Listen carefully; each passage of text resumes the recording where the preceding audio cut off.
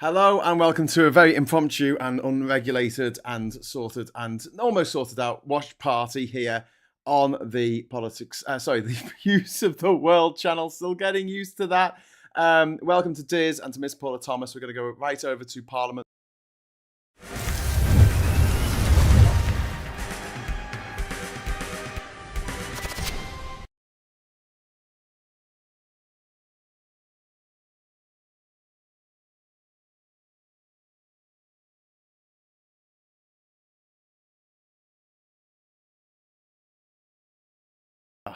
Okay. Hello. Welcome to Watch Party.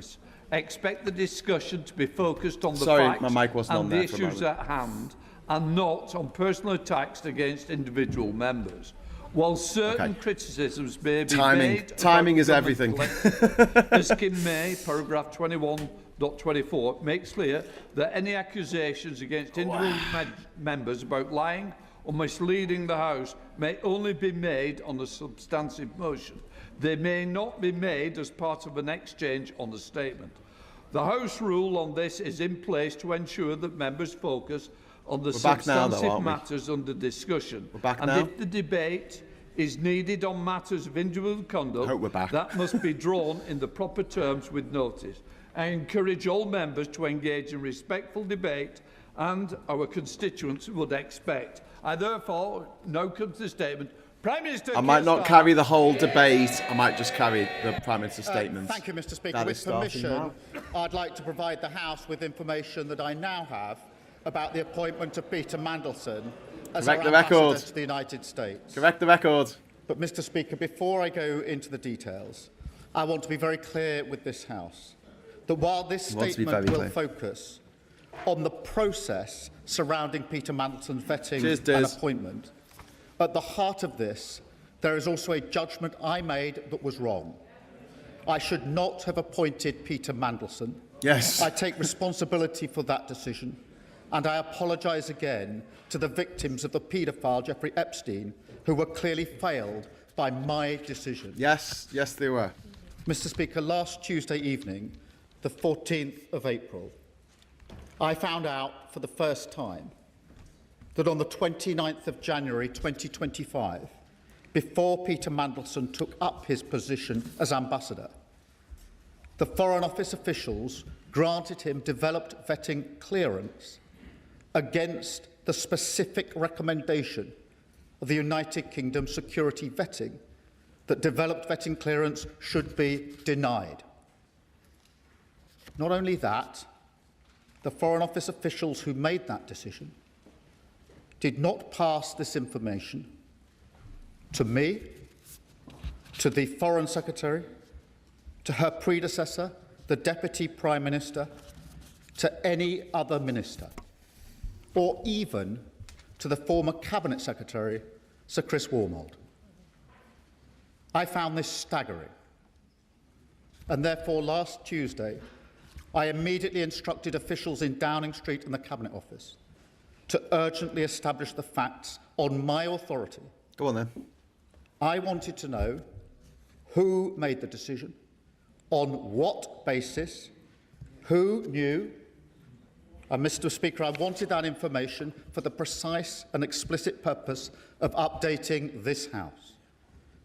Because this is information I should have had a long time ago. And it is information that this House should have had a long time ago. It is information that I and the House had the right to know. I will now set out a full timeline. Don't be advertising for the competition. In the Peter Mandelson process, including from the fact-finding exercise I instructed last Tuesday. Before doing so, I want to remind and reassure the House that the Government will comply fully with the humble address motion of the 4th of February.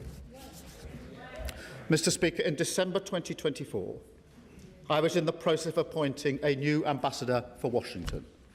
A due diligence exercise was conducted by the Cabinet Office into Peter Mandelson's suitability, including questions put to him by my staff in Number 10.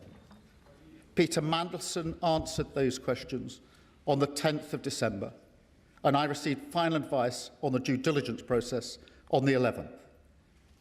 I made the decision to appoint him on the 18th of December. The appointment was announced on the 20th, and the security vetting process began on the 23rd of December 2024. Mr. Speaker, I want to make clear to the House that for a direct ministerial appointment, it was usual for security vetting to happen after the appointment, but before starting in post. That's fucking crazy. That was the process in place at the time. Mr. Speaker, this was confirmed by the former Cabinet Secretary Sir Chris Wormold at the Foreign Affairs Select Committee on the 3rd of November 2025 when he gave evidence. Sir Chris made clear, and I'm quoting him now, when we are making appointments from outside the civil service, the normal thing is for security clearance to happen after appointment, but before the person signs a contract and takes up post. What a ridiculous system. At the same hearing of the What a same ridiculous select committee, system. the former Permanent Secretary to the Foreign Office, Sir Olly Robbins, said, and I quote again, Peter Mandelson did not hold national security vetting when he was appointed, but, he went on, as is normally the case with external appointments to my department and the wider civil service, the appointment was made subject to obtaining security clearance. Mr. Speaker, after I sacked Peter Mandelson, I changed that process so that now an appointment cannot be announced until after security vetting is passed.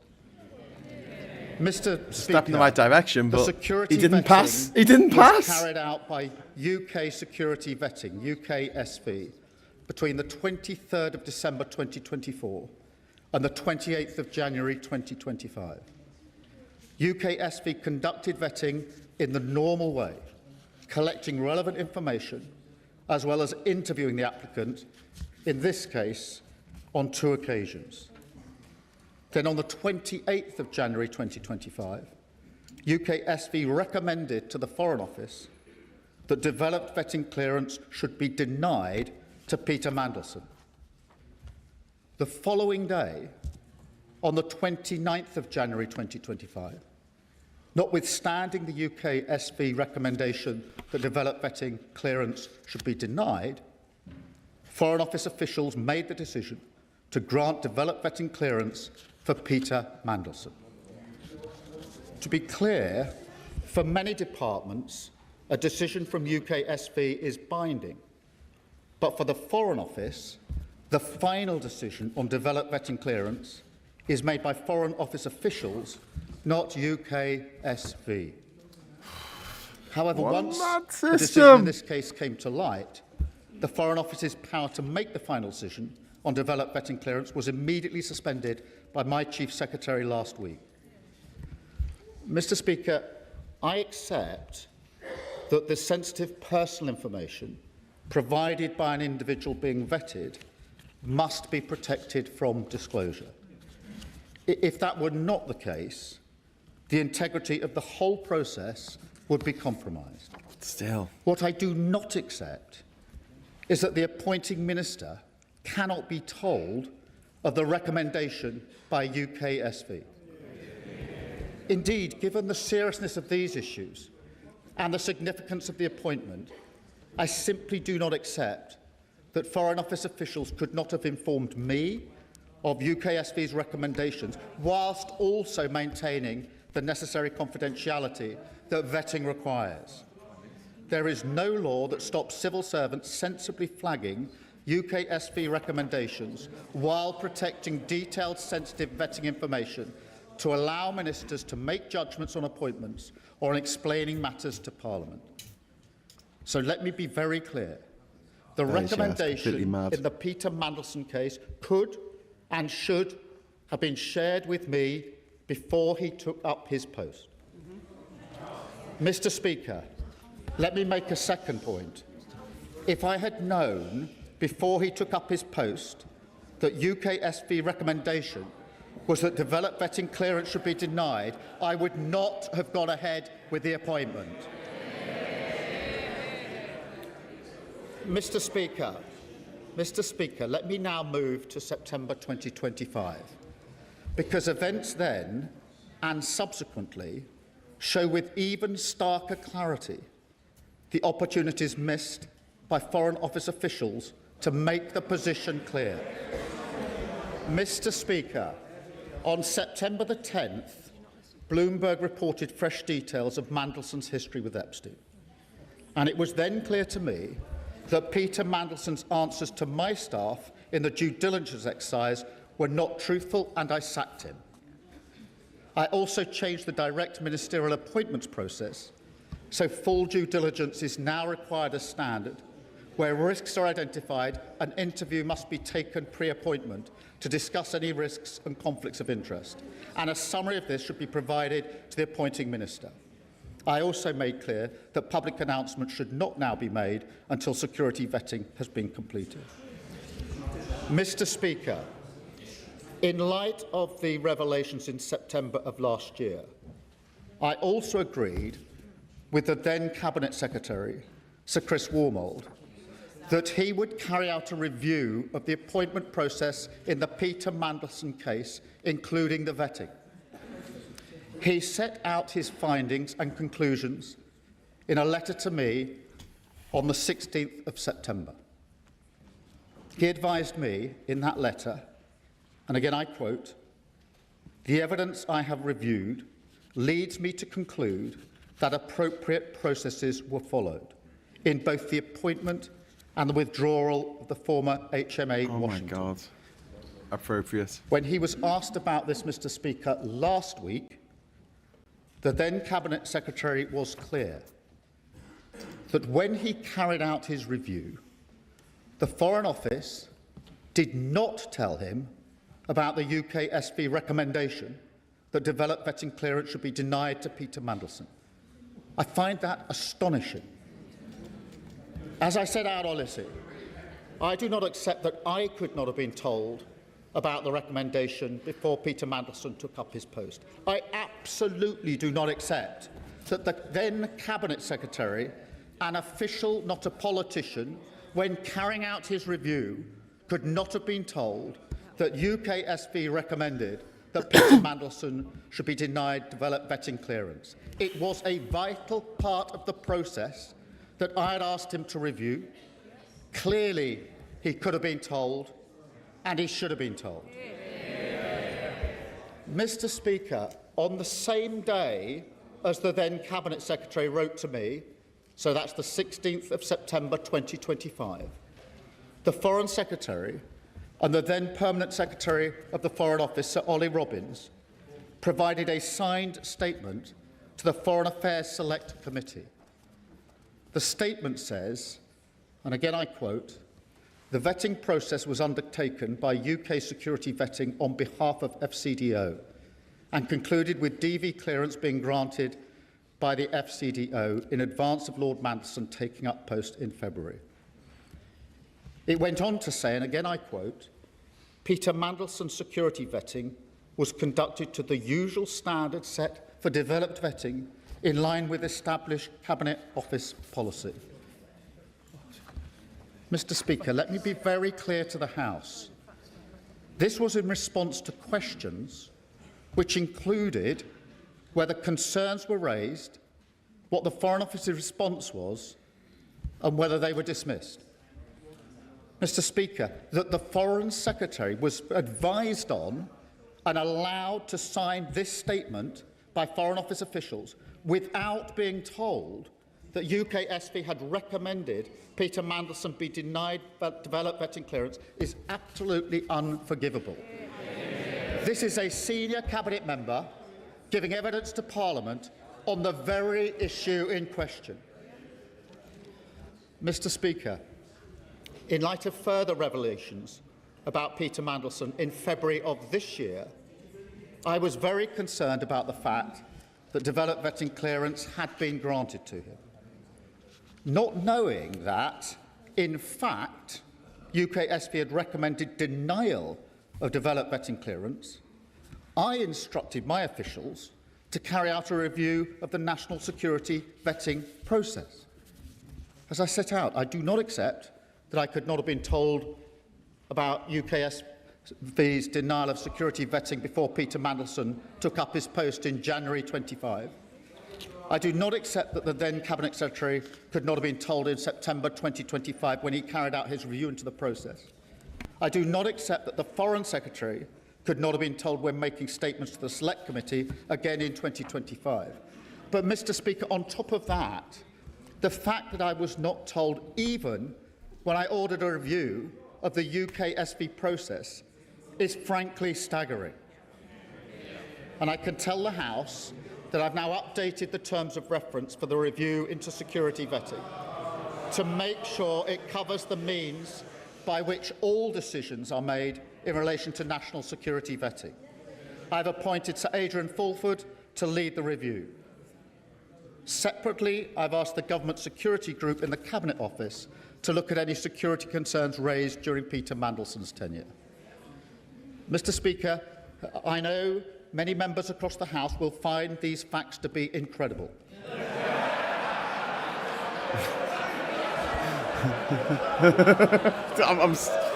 Yes. So I hate to agree with the other side, but I can only say they are right. It beggars belief that throughout the whole timeline of events, officials in the Foreign Office saw fit to withhold this information from the most senior ministers in our system in government. That is not how the vast majority of people in this country expect politics, government or accountability to work. And I do not think it's how most public servants think it should work either. I work with hundreds of civil servants, thousands even, all of whom act with the utmost integrity, dedication and pride to serve this country, including officials from the Foreign Office who, as we speak, are doing a phenomenal job representing our national interest in a dangerous world, in Ukraine, in the Middle East and all around the world.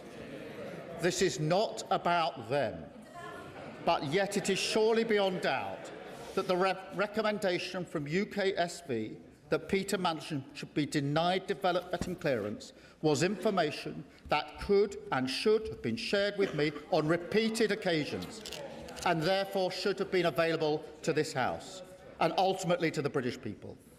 And I commend this statement to the House. Can we be not Leader of the Opposition? There we go. Martin Harrow, thank you very much for the super chat, my friend. That's very kind of you. In memory of this his statement. His reputation is at stake. Everyone is watching. It is finally time for the truth. Earlier today, Mr. Speaker, Downing Street admitted that the Prime Minister inadvertently misled the House. The Prime Minister has chosen not to repeat that from the dispatch box. I will remind him that under the Ministerial Code, he has a duty to correct the record at the earliest opportunity. The Prime Minister says he only found out on Tuesday that Peter Mandelson failed the security vetting. The earliest opportunity to correct the record was Prime Minister's questions on Wednesday, almost a week ago. This is a breach of the Ministerial Code. Under that code, he is bound to be as open as possible with Parliament and the public in answering questions today. So let me start with what we do know. We know the Prime Minister personally appointed Peter Mandelson to be our ambassador to the United States. We know that Mandelson had a close relationship with a convicted paedophile. We know that he had concerning links with Russia and China, links that had already raised red flags. We know that the Prime Minister announced the appointment before vetting was complete, an extraordinary and unprecedented step for the role of US ambassador. The Prime Minister says that it was usual for this because it was a political appointment. So I will remind him and the rest of the Labour front bench who are heckling that Peter Mandelson was a politician who had been sacked twice from government for lying. That meant he should have gone through the full security process. And we also know, finally, Mr. Speaker, that when Peter Mandelson failed the security vetting, he was allowed to continue in the role with access to top-secret intelligence and security information. This goes beyond propriety and ethics. This is a matter of national security. So let me turn to what we do not know. We still do not know exactly why Peter Mandelson failed that vetting. We do not know what risks our country was exposed to, and we do not know how it is possible that the Prime Minister said repeatedly that this was a failure of vetting, went on television and said things that were blatantly incorrect, and not a single advisor or a single official told him that what he was saying wasn't true. At every turn, with every explanation, the government story has become murkier and more contradictory. It is time for the truth. There are too many questions to ask in the allotted time, Mr. Speaker, so I'm now going to ask the Prime Minister just 6 questions, and I have taken the unprecedented step of providing these questions to the Prime Minister in advance. So he has them in front of him, and I have asked for these questions to be put online for the public. They and I expect him to answer.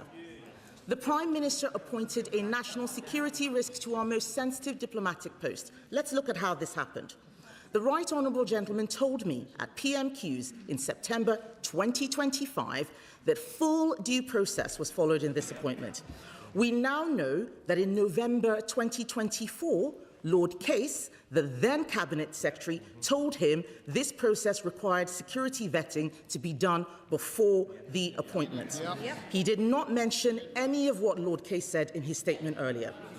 So, first question, does the Prime Minister accept that when he said on the floor of the House that full due process was followed, this was not true? Secondly, on the 11th of September last year, journalists asked his Director of Communications if it was true that Mandelson had failed security vetting.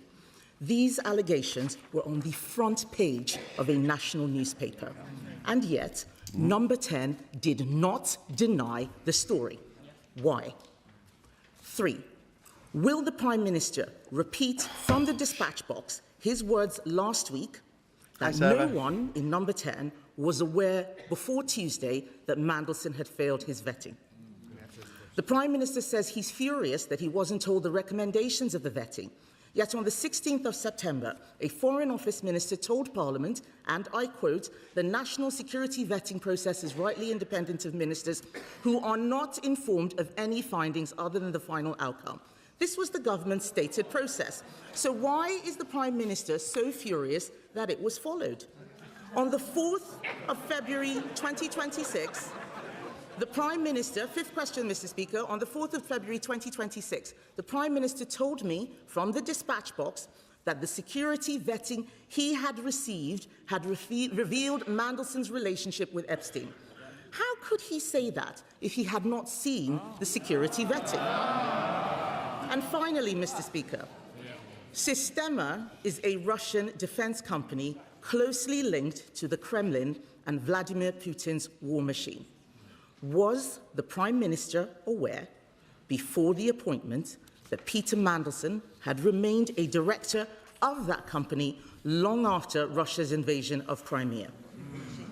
Mr. Speaker, first time I think I've agreed with that. Everyone makes mistakes. It is how you face up to those mistakes that shows the character of a leader. Instead of taking responsibility for the decisions he made, the Prime Minister has thrown his staff and his officials under the bus. This is a man who once said, "I will carry the can for the mistakes of any organisation I lead." Instead, he has sacked his Cabinet Secretary. He has sacked his Director of Communications. He has sacked his Chief of Staff. And he has now sacked the Permanent Secretary of the Foreign Office. All of these people fired for a decision he made. The Right Honourable Gentleman's defence is that he, a former Director of Public Prosecutions, is so lacking in curiosity that he chose to ask no questions about the vetting process. He asked no questions about Mandelson's relationship with Epstein. He asked no questions about the security risk Mandelson posed. Apparently, he didn't even speak to Peter Mandelson before his appointment. It doesn't appear that he asked any questions at all. The lack of curiosity. Why? Because he didn't want to know. Plausible deniability. He had chosen his man. Whitehall had to follow. It is the duty of the Prime Minister to ensure she's laying out the he is case telling quite the well truth. here. Or does the ministerial code not apply to him? It is a bit I'm rich of only holding Tories the talking Prime about Minister Russian links, though. to the same standard to which he held others. On the 26th of January 2022, the Right Honourable Gentleman said to a previous Prime Minister at this dispatch box, if he misled the House, he must resign. Does he stand by those words, or is there one rule for him and another for everyone else? Mr. Speaker, let me respond to those points. Firstly, when I found out what had happened on Tuesday evening last, I wanted to have answers to the question who made the decision to recommend, to give clearance on developed vetting contrary to the advice, why that was done, and who knew about it, so that I could provide the information to the House, Mr. Speaker. That is the exercise that's been conducted since Tuesday evening and today, so that I could come here today to give the full account to the House, which I've just set out. Mr. Speaker, she asked me about developed vetting security clearance after the appointment. I set out that wasn't me saying that. I read out the evidence of the former Permanent Secretary about that and the former Cabinet Secretary in relation to that. And I think the quotes that I've given to the House are clear enough in relation to that. She also asks why Peter Mandelson failed. Mr. Speaker, it's important to make a distinction between the information provided to the review and the recommendation. The information in the review must be protected and has been protected, because otherwise the integrity of the entire system would fall away. But the recommendation doesn't need to be protected and should not have been protected. Mr. Speaker, in relation to her questions, in relation to the answer about full due process, that was the information that I had, that I put before the House, and it was confirmed to me by Sir Chris Wormald, because in September I asked him to conduct a review of the process to assure me that the process was correctly carried out. He did that and wrote to me on the 16th of September, giving me that his conclusions.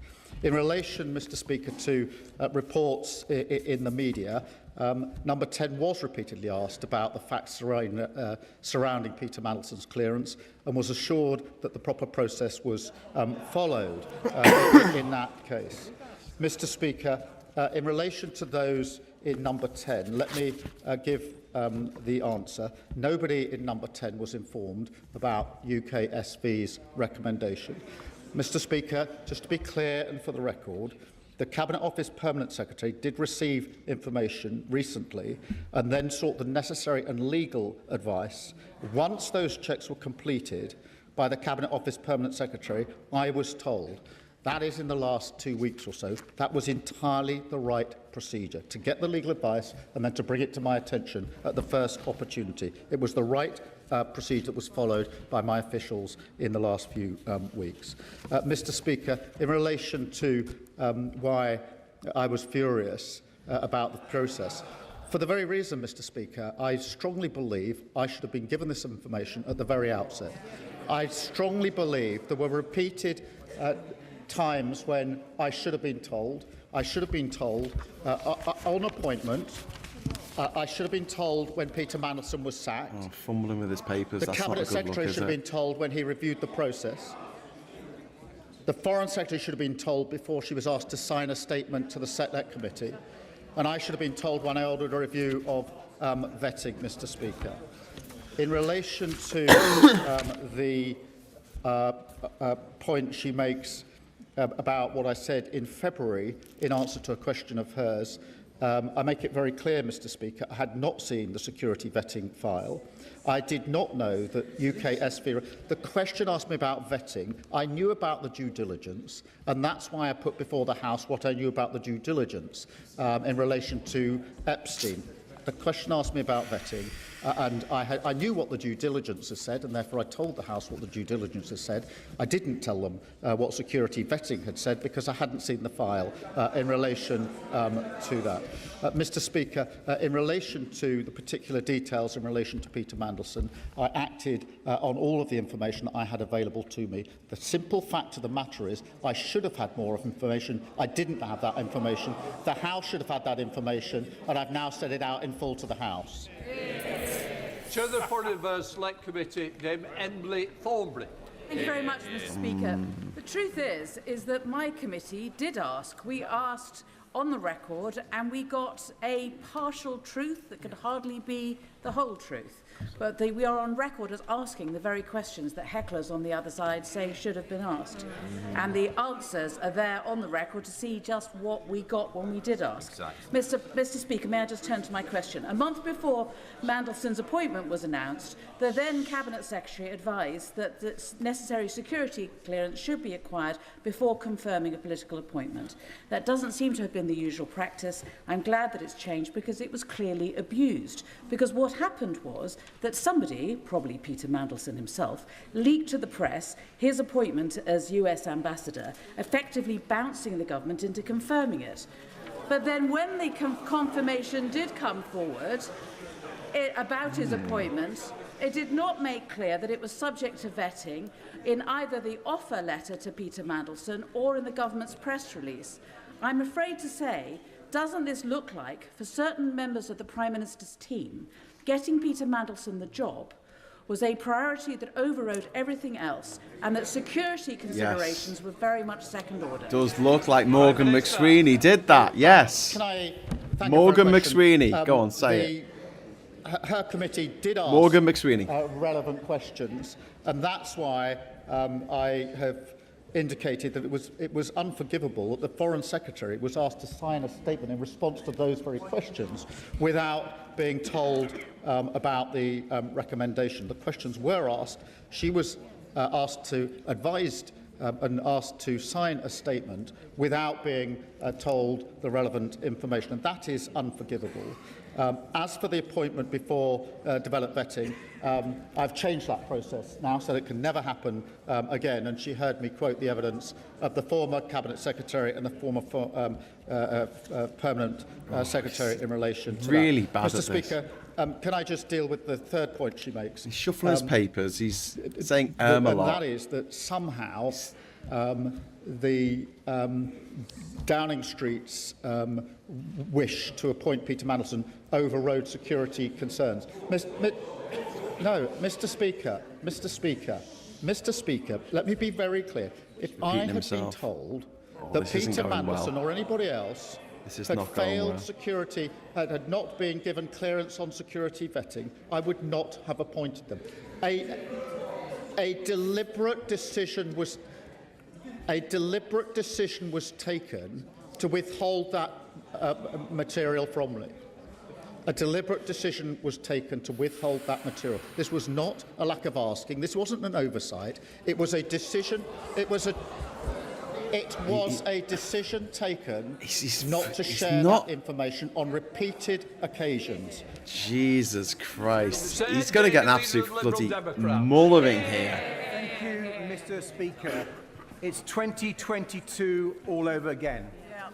Back then, when he stood on this side of the House, it was Boris Johnson who was accused of misleading Parliament squirming so and much. scapegoating senior officials. The then leading not going opposition well, couldn't I've got to have say. been clearer. I don't think it's going to be the end of him, but Need it's to not know, going well. he said, that not all politicians are the same, that not all politicians put themselves above their country, and that honesty, integrity and accountability matter. So he promised change, Mr. Speaker. He promised to break the cycle and stop the chaos. And he promised a government with, and I quote, more focus on long-term strategy, not the short-term distractions that can animate Westminster. I'm afraid the fact that he even had to make the statement today shows how badly he has failed, how badly he has let down the millions of people across our country who are so desperate for change. He blames his officials. He says he had no idea. He gives every impression of a Prime Minister in office but not in power. The facts remain, even on his own account.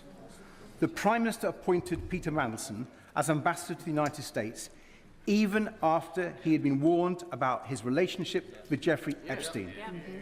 The Prime Minister announced the appointment before Mandelson had been vetted, despite the clear risk to national security of putting someone unsuitable in that role. And one of his top officials, just 3 weeks into the job, clearly believed the Prime Minister wanted Mandelson to be appointed regardless of what the vetting process turned up. And the Prime Minister has relied on the vetting process to defend his decisions. So why did he ask so few questions personally about the vetting process itself? Lack of curiosity killed the Starmer. The Prime Minister knew that appointing Mandelson was an enormous risk. Yes. He decided it was a risk worth taking. Yes. A catastrophic error of judgment. And now that it's blown up in his face, the only decent thing to do is to take responsibility. Back in 2022, the Prime Minister rightly accused Boris Johnson of expecting others to take the blame while he clung on. That was not acceptable then, and it's not acceptable now. So I hope the Prime Minister can at least tell the House this, and we'll be listening very carefully to his answer. Was he given advice by Simon Case, the then Cabinet Secretary, that the necessary security clearances should be acquired before he confirmed his choice for US Ambassador? And did he follow that advice? Yes or no? Mr. Speaker, after the years of chaos under the Conservatives, we needed a government focused on the interests of the people, the cost of living crisis, the health and care crisis, our national security. We needed a government of honesty, integrity and accountability. So will the Prime Minister finally accept that the only way he can help to deliver that is to resign? Prime Minister. Mr. Speaker, I set out in my statement the full facts. And in September, when the Bloomberg emails came to light, I asked the Cabinet to review the process, then Cabinet Secretary to review the process. He told me the process was as it should have been. And as soon as the information about security vetting came to light last Tuesday, I asked for the facts to be established so I could update Parliament. He asks me about the announcement before developed vetting. He's heard the evidence that I've given to the House from the former Cabinet Secretary and from the former Permanent Secretary.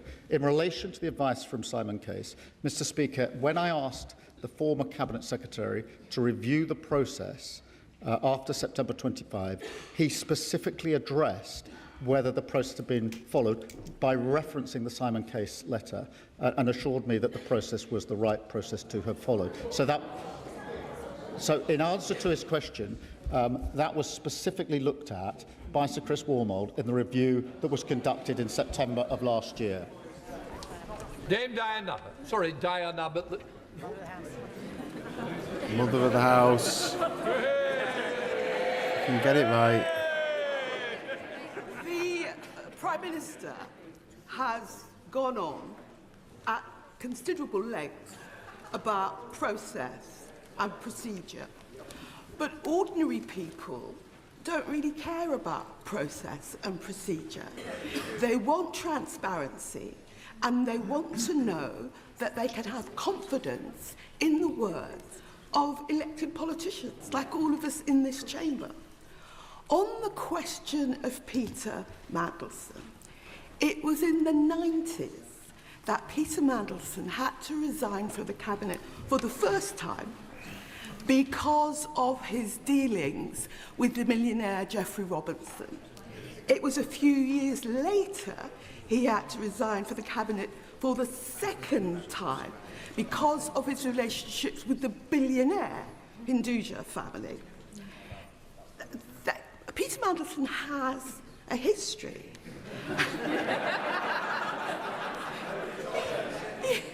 Peter Mandelson has a history. And what this House wants to know is why, knowing Peter Mandelson's history, going back now 30 years, and given what has been known, It's one thing to say, as he insists on saying, nobody told me. Nobody told me anything. Nobody told me. The question is, why didn't the Prime Minister ask? Yeah. Took a while to get there, but yes, that's exactly what I was thinking. Mr. Speaker, Lack of curiosity, to I think this is going to be. Let me be clear. I should not have appointed Peter Mandelson. As soon as the further revelations came to light, I asked the Cabinet Secretary to review the process so I could be assured about the process. He wrote to me on the 16th of September, setting out the conclusions of that review and assuring me the process had been followed properly. Simon Hoy, Chair of PACA. Thank you, Mr. Speaker. The Prime Minister has spoken about process and the reviews and trying to put that which went wrong right. That is to be supported. But he's also asking the House and the country to believe that, notwithstanding a front-page media splash that Peter Mandelson had failed the vetting process, that there was nobody in Number 10 or in any government department that even thought to say, is there any truth in this? Could I have a briefing on that? We need to knock this story down. Yep. If nobody asked, that is the shameful thing. And if nobody asked, does it not say to the Prime Minister that the operation of his government, which seems to be process, strategy, review, never my fault, is not sustainable and is not welcomed by the country at large? In answer to his question, the FCDA was repeatedly asked in light of inquiries. The same answer came back because a clear decision had been taken that this information was not going to be disclosed. And it wasn't disclosed to me, let alone to anybody else. So yes, repeatedly the FCDA was asked, the same answer came back as the answer that was given to me. The decision was that I wasn't to know and nobody else was to know. That was wrong. John MacDonald. Can I say that on this side of the House, at least, to my honourable friend, many will appreciate his apology today. But many of us will remain bewildered still why that appointment took place, despite the warnings that many of us gave him.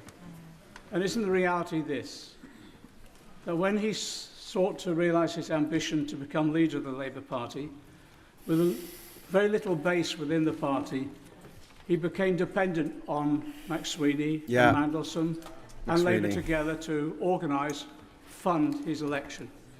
And that when he became Prime Minister, the reward for McSweeney was control of Number 10, and for Mandelson, the highest diplomatic office. And the message, the unspoken message to civil servants was, what Mandelson wants, Mandelson gets.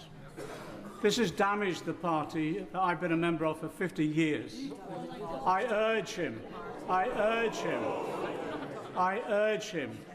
to take steps to clear this toxic culture out of our party and take the first step by having an independent inquiry into Labour together.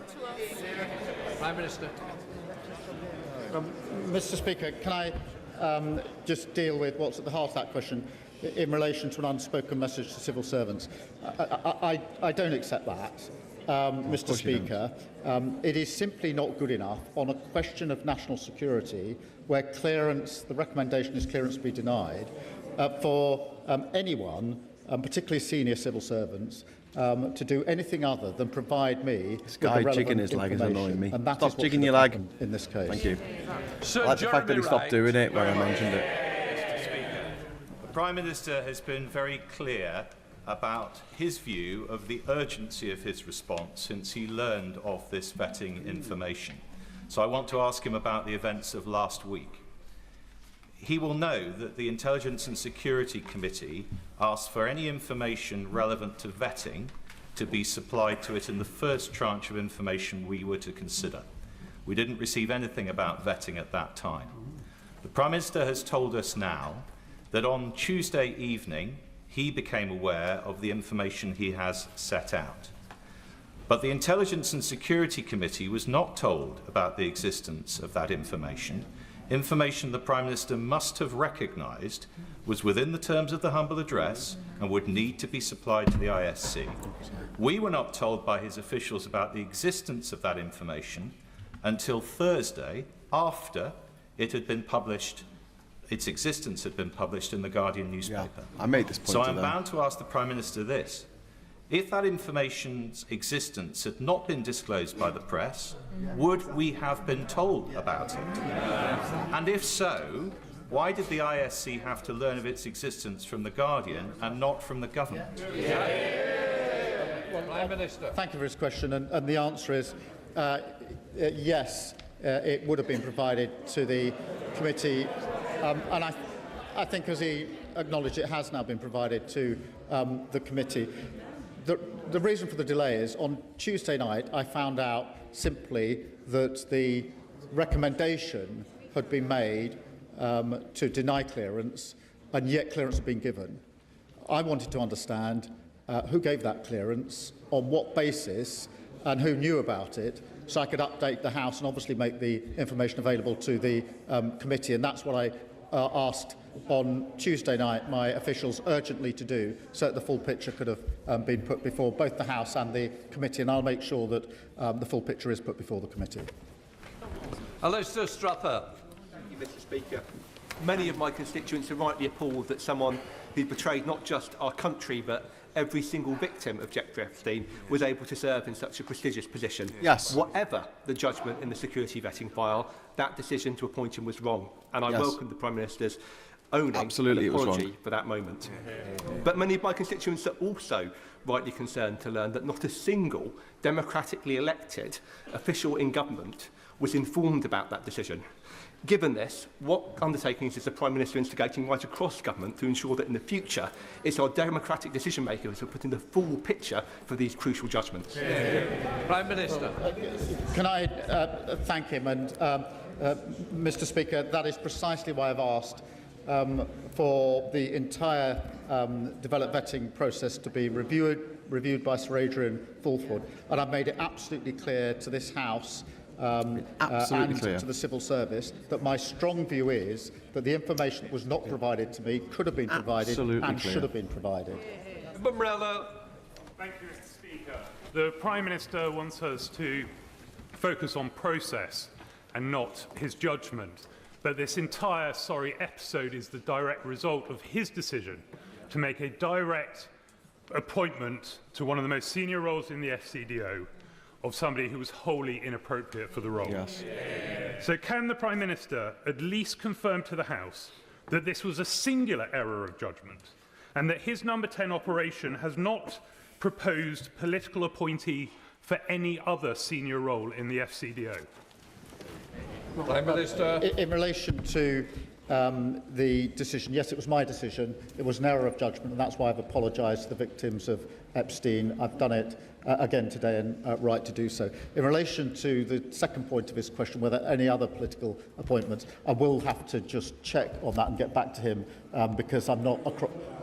There are very many appointments made. There are very many appointments made to senior positions, and I will just check that for him. Rick Corgill. Mr. Speaker, the House and the public understand the importance of independent security vetting and why sensitive personal information must be protected, but they are also shocked that decisions of such significance could be taken without the knowledge of the Prime Minister. I have worked closely with the Prime Minister and know how seriously he takes national security and accountability to this House. So can the Prime Minister set out what steps he will take to remove any ambiguity, so where there are serious concerns, those risks are flagged to ministers, ensuring that accountability to this House and to the country is always upheld?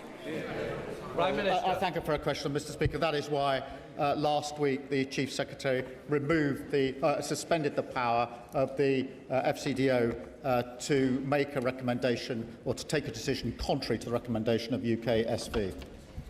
Sir David Debs. Mr. Speaker, the Prime Minister has twice rebuffed first the Leader of the Opposition, then the Leader of the Liberal Democrats, when they said that the then Cabinet Secretary's advice to the Prime Minister was to get the clearance before the announcement.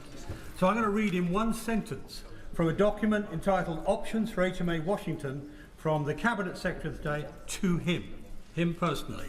It says, if this is the route you wish to take, you should give us the name of the person you would like to appoint, and we will develop a plan for them to acquire the necessary security clearances and do due diligence on any potential conflicts of interest or other issues of which you should be aware before confirming your choice.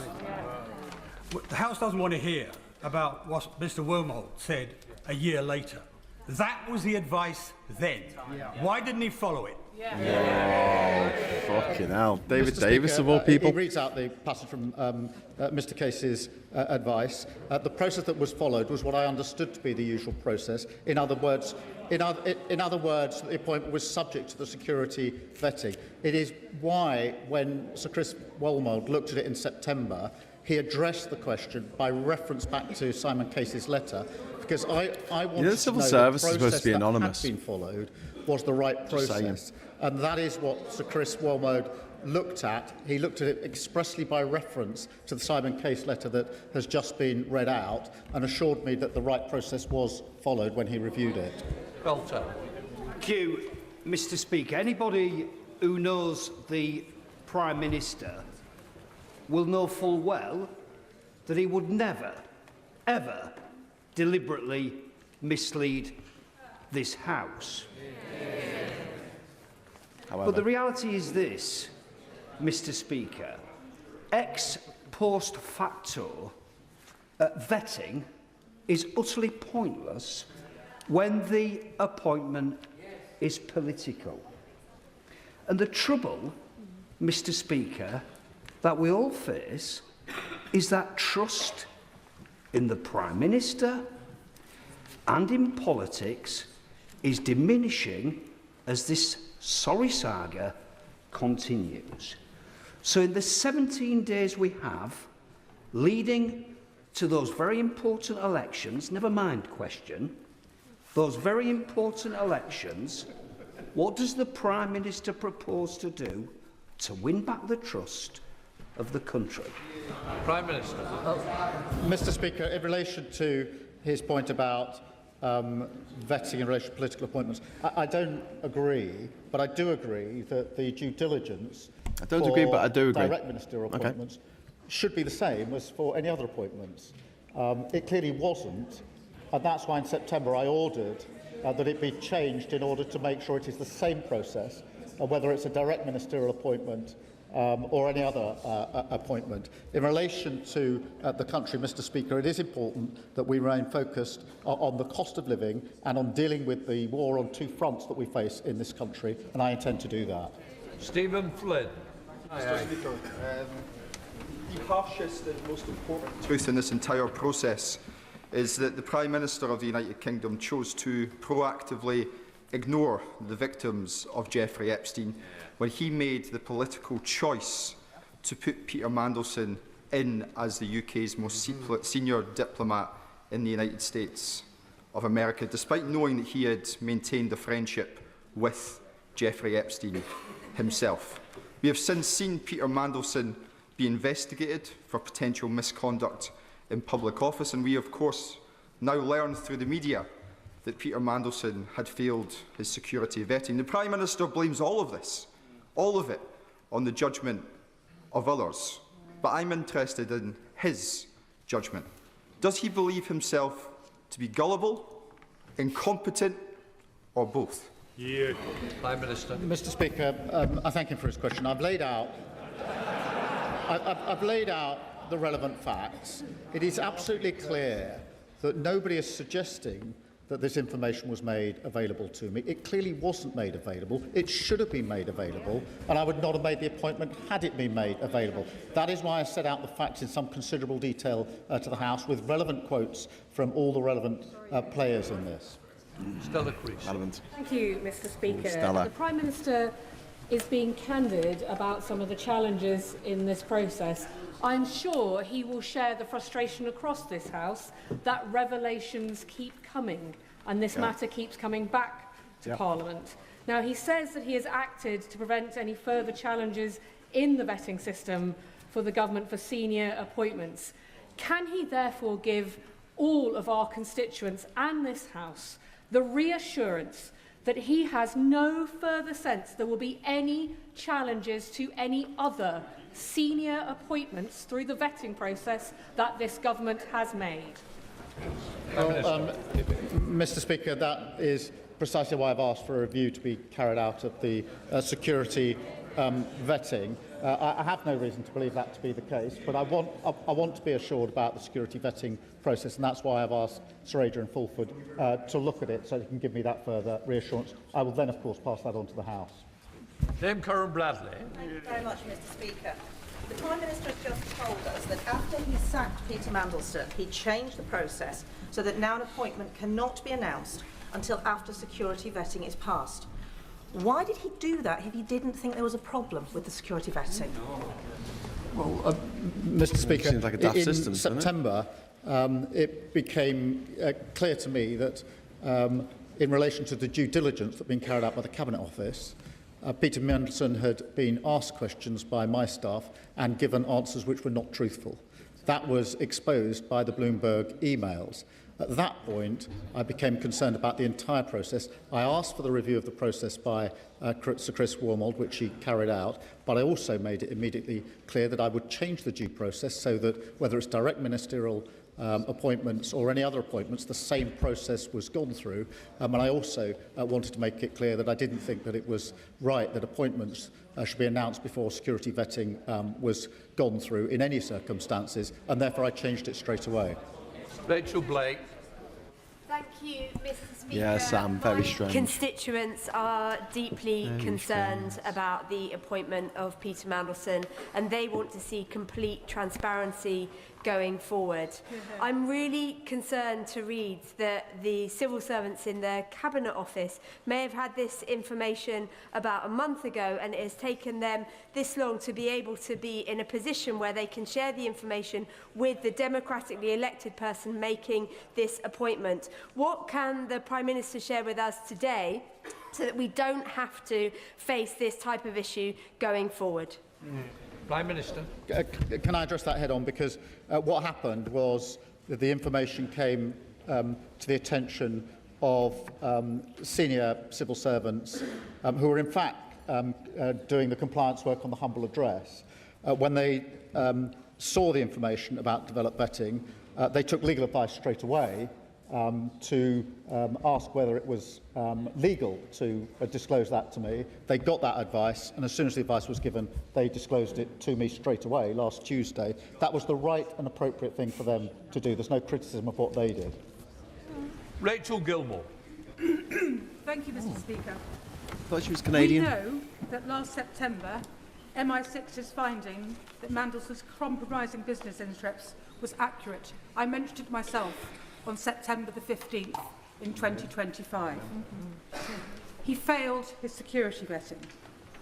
We also know the former Cabinet Secretary advised the Prime Minister to carry out security clearance for Mandelson before his appointment. It was reported in the Times yesterday that Mandelson was given strap, very, very highest security vetting, well beyond DV, despite being failed for DV. It is likely that the Americans will have serious questions about what secrets of theirs a compromised British ambassador might have accessed. Despite all this, we also know that the PM and Number 10 were utterly determined to appoint Mandelson as ambassador to DC, come hell or high water. My question is why?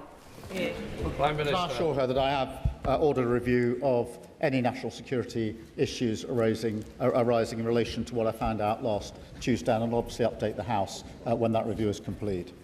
Dr. Rupa Hutt. Thank you, Mr. Speaker. And I also thank the Prime Minister for his heartfelt statement.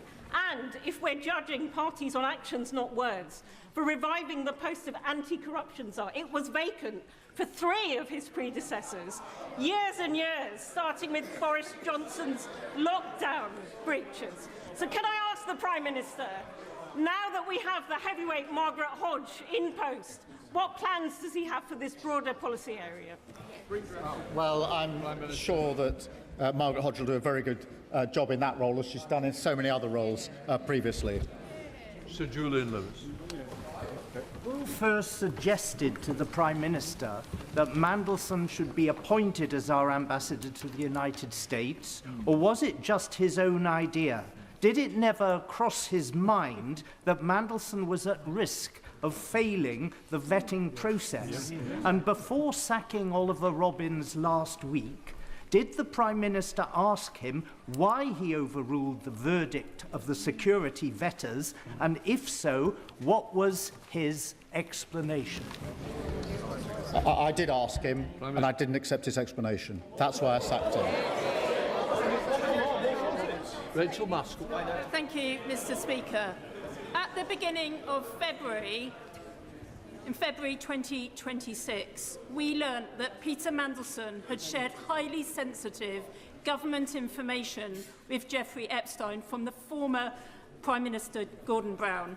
At that juncture, if I was in his shoes, I would have been forensic in recognising a security risk and wanting detailed answers. What's not adding up for me is why we are now in mid-April before we get this information, and why the Prime Minister didn't drill down to ensure that we had the security information, which clearly we learnt that Peter Mandelson had breached. Well, Mr. Speaker, it was at that point that I did order the review of the security vetting, because I was concerned that it had failed. In fact, because of information I wasn't given, it hadn't failed. It had actually given the recommendation that clearance should be denied. The fact that when I ordered a review of UKSV, senior officials in the Foreign Office didn't at that stage, if at no other stage, bring to my attention the information they hadn't told me is astonishing, because I was ordering a review of the process, which which looked as though it had failed, when in fact it had flagged the relevant concerns. Sir Oliver Dalton. Thank you, Mr. Speaker. Further to the point from my honourable friend, the member for New Forest West, I think the Prime Minister does owe it to the House to tell us what Sir Olly Robbins' response to him was when he said he'd overruled that advice, because in my experience, senior officials are actually very keen to deliver on the wishes of ministers, particularly a newly elected Prime Minister.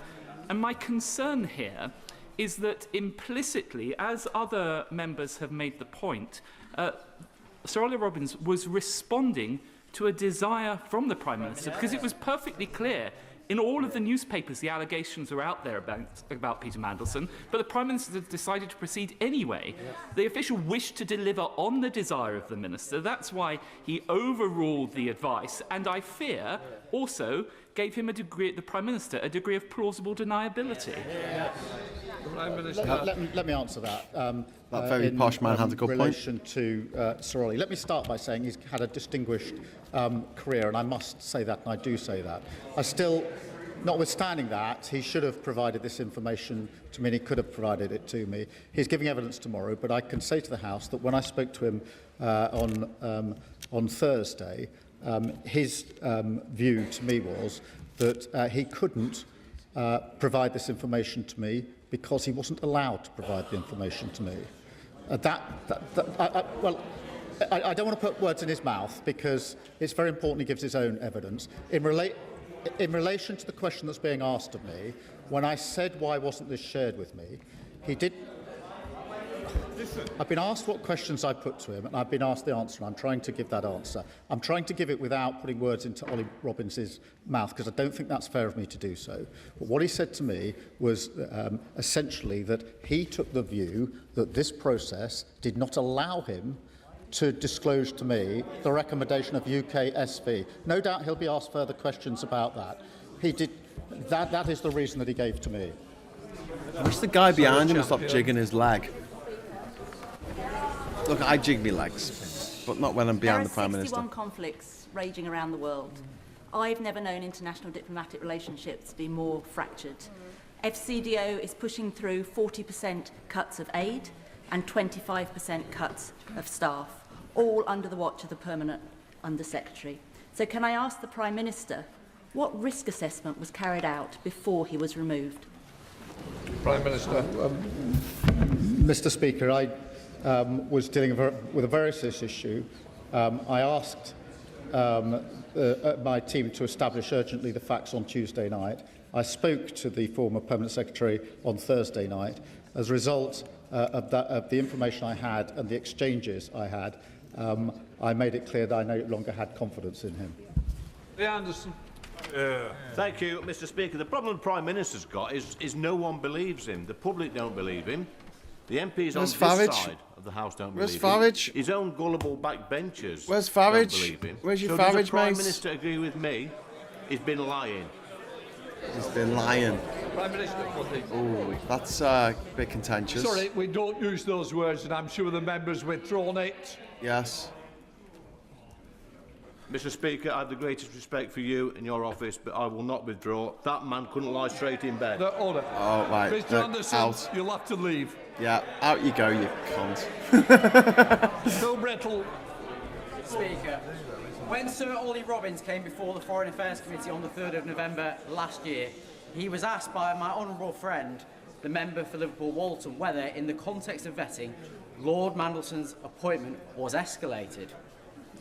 Citing a need to maintain the integrity of the vetting system, Sir Olly replied, and I quote, "I certainly cannot comment on that, I'm afraid."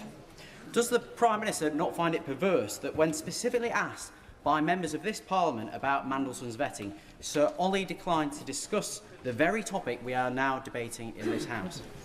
Prime Minister. Well, I've read that evidence, and it remains my strong view that the recommendation of UK SV could and should have been shared with me, and could have and should have been shared with the Foreign Secretary. The IQ of the House has just increased. And it should have been. Andrew Mitchell. Thank you, Mr. Speaker. Further to the question raised by my right honourable friend, the member for Hartsware, Mr. Speaker, is it not pretty poor form that the Prime Minister shovels the blame for this, particularly onto Olly Robbins, a fine and experienced civil servant who was appointed 2 days after the Prime Minister's Mandelson announcement? Surely, Mr. Speaker, the buck stops at the top. Prime Minister. Can I say again, Sir Olly Robbins has had a distinguished career, and I've worked with him over a number of years. Nonetheless, he could and should have shared this crucially relevant information with me before Peter Mandelson took up his post, and he should have done at various points after that. And it was because of that that I lost confidence in him. That doesn't mean he hasn't got a distinguished career. He does have a distinguished career. Davey. Thank you, Mr. Speaker, and I thank the Prime Minister for his statement. I know the Prime Minister is aware that public confidence in politicians needs to drastically improve in order to retain Let's get some more confetti in the House. With we this need in some more mind, confetti in Reform our has lives, been don't we? accepting donations from millionaires in cryptocurrency, making it difficult to trace who actually funds them. Does the Prime Minister agree that reform relying on millionaires' dodgy cryptocurrency is a security risk? Yeah, couldn't agree more. Confetti! Woo! That's for the super chats from earlier. Let's move on. Stephen Barclay. Mr. Speaker, in the readout of the Prime Minister's meeting on the 15th of April on vetting, it says, and I quote, "There is no evidence that the decision to grant DV, despite the UKSV advice, had been disclosed to anyone outside FCDO and UKSV until the vetting document itself was shared with the Permanent Secretary of the Cabinet Office." Is he therefore saying that neither the Chair of the Joint Committee on Intelligence nor the National Security Advisor were aware of this security risk with our most important strategic ally until the vetting document itself was shared with Cat Little? Prime Minister. So sorry. I understand that to be the case. Obviously, no, I'm only saying that it wasn't my decision to withhold it. I understand, if I've understood Sir Olly's position correctly, that his argument is he can't share it, or he couldn't share it, with anyone, with anyone, that's as I understand it. Certainly wasn't shared with the National Security Advisor. I don't think it was shared with anybody else. But it's a question. As far as I know, it hasn't been until it was seen by my officials, legal advice was taken and shown to me. It wasn't shared with anybody else. Rinder Singh Joseph. Thank you, Mr. Speaker. I thank the Prime Minister for his statement and the clarity contained within that, and for his apology again. Despite the protestations of leaders of parties opposite and members opposite, and including some on these benches as well, I'm sure everybody in this House agrees that the government of the day should take advice of our intelligence and vetting services and act on it. Yes. In view of everything we have heard, and this is a fundamental question for me, how can government act on intelligence service and vetting advice if ministers never get to receive that advice? Prime Minister. Well, Mr. Speaker, in many instances, it's the recommendation of UKSV that is effectively the final decision. So, of course, it's known. In the Foreign Office, there is the additional part of the process in which the final decision is, in fact, taken by the Foreign Office officials rather than the recommendation of UKSV. That is what has now been suspended, so that in the Foreign Office as well, the recommendation of UKSV is what matters. David Robinson. Thank you very much, Mr. Speaker. Mr. Speaker, the Prime Minister knows that he is the main character in an ongoing national scandal. And given all the blame apportioned in his statement, it is incredible that only one person has lost their position. But would the Prime Minister also recognise it is incredible to learn that in Northern Ireland a political appointment was made following the refusal to clear an individual for security access, that they have continued in their post, engaged on issues connected with the legacy of our troubled past with full security clearance, despite security service concerns, and they continue to this day. So if the Prime Minister is ordering a review by Sir Adrian Fulford, will he ensure it includes within its terms of reference or separately a deep dive into the appointment of Marie Anderson, the Northern Ireland Police Ombudsman, why she was appointed, why the security information was ignored, and how this can be the case?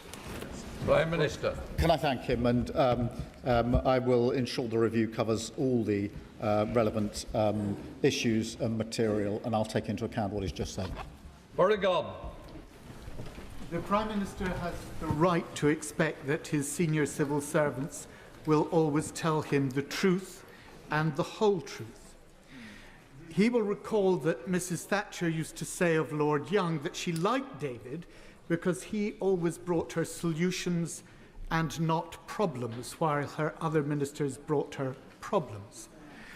Does he believe that there is a problem within the civil service, that promotion and advancement is on the back of not giving your ministers problems, and that on this occasion the senior official at the FCDO knew that if he did tell the Prime Minister what he ought to have told the Prime Minister, he was bringing him a problem?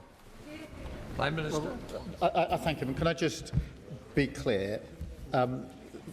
We have thousands of civil servants acting every day with integrity and professionalism, doing the job to their very best ability. As I understand what Olly is saying that he believed he couldn't give me this information, that he was prohibited from doing so. I disagree with him. I think he could and should have given me this information, but I don't think that that is any reason to suggest that across the civil service people act for any improper motive. Sir Bernard Jenkins. Thank you, Mr. Speaker. Can I just point out that the development vetting process has always been highly protected, because otherwise it wouldn't work.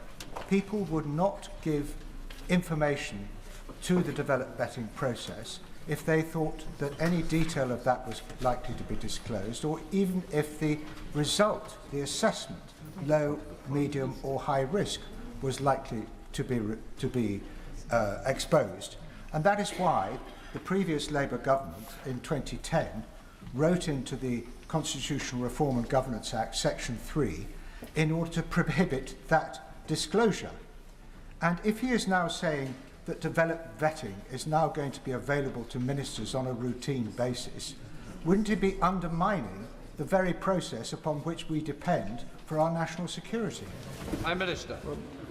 With respect, I don't agree with his analysis. I certainly agree that the information that's provided into the process by the applicant has to be protected, because, as anybody who's been through the process will know, it's an incredibly detailed and intrusive process, and it's very important that individuals give full and truthful accounts of all the questions they're given to them. That is why that needs to be protected.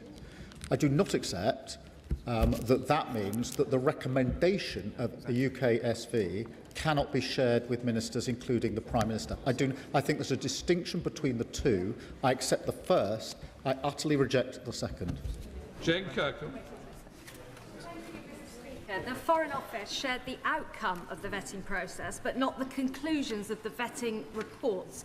Not just the detail, but the conclusions too.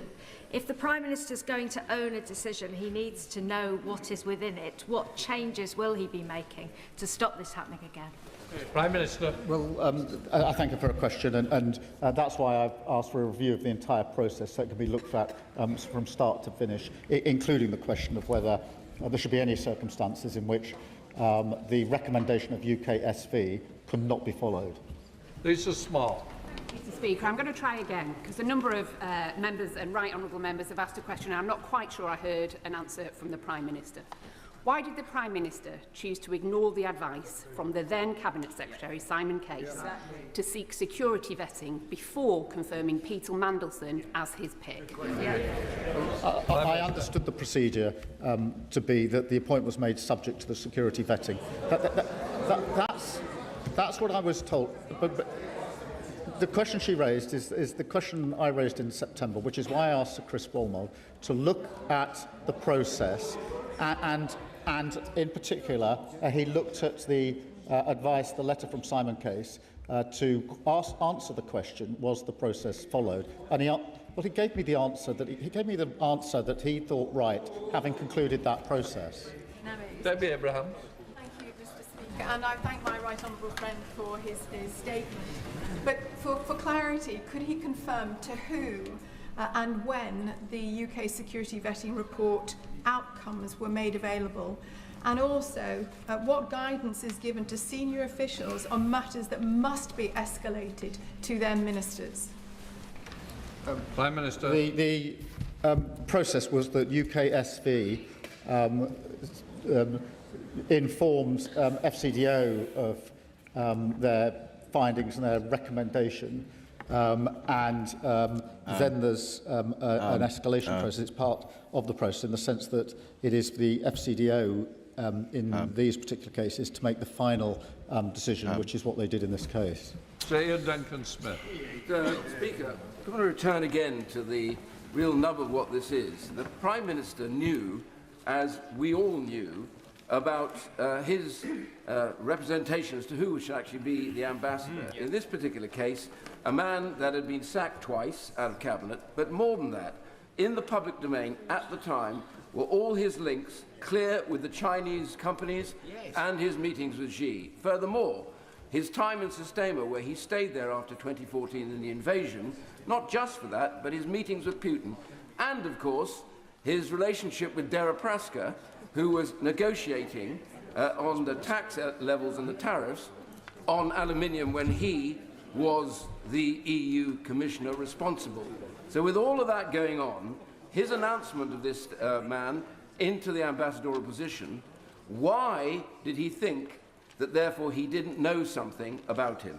He knew he was corrupt, he was corrupting, and he was the wrong choice. Surely that's why he overturned Case's review, Case's advice to have the review before he made the decision. Exactly. Prime Minister. No, that's not the case. But the judgment call to appoint was my judgment call, and that was an error, and I've apologised for it, particularly to the victims of Epstein. But the developed vetting process was carried out in the way I've indicated to the House, I should have been told at the time of the recommendation. Had I been told, I wouldn't have made the appointment. Neil Duncan Jordan. Thank you, Mr. Speaker. Today's statement may well be about process and procedure, but surely, Prime Minister, the real issue is why, when Peter Mandelson's reputation was already known, was he ever considered for such an important role? Yeah. Prime Minister. Well, Mr. Speaker, I've accepted that that was my decision and I've apologised for it. Ellie Charles, Dr. Ellie Charles. Thank you, Mr. Speaker. The Prime Minister says it's staggering and unforgivable that he wasn't told about the vetting. But what's really staggering and unforgivable is that he appointed Peter Mandelson before the vetting, that he appointed Peter Mandelson knowing about his friendship with the paedophile Jeffrey Epstein. What's unforgivable is that the Prime Minister was more concerned with pandering to Donald Trump than with standing with the victims and survivors. Now, the Prime Minister has not accepted a simple sorry from his civil servant. He thinks that's inadequate. The country thinks a simple sorry is inadequate from him. Will he take personal responsibility for his staggering and unforgivable errors of judgment and resign?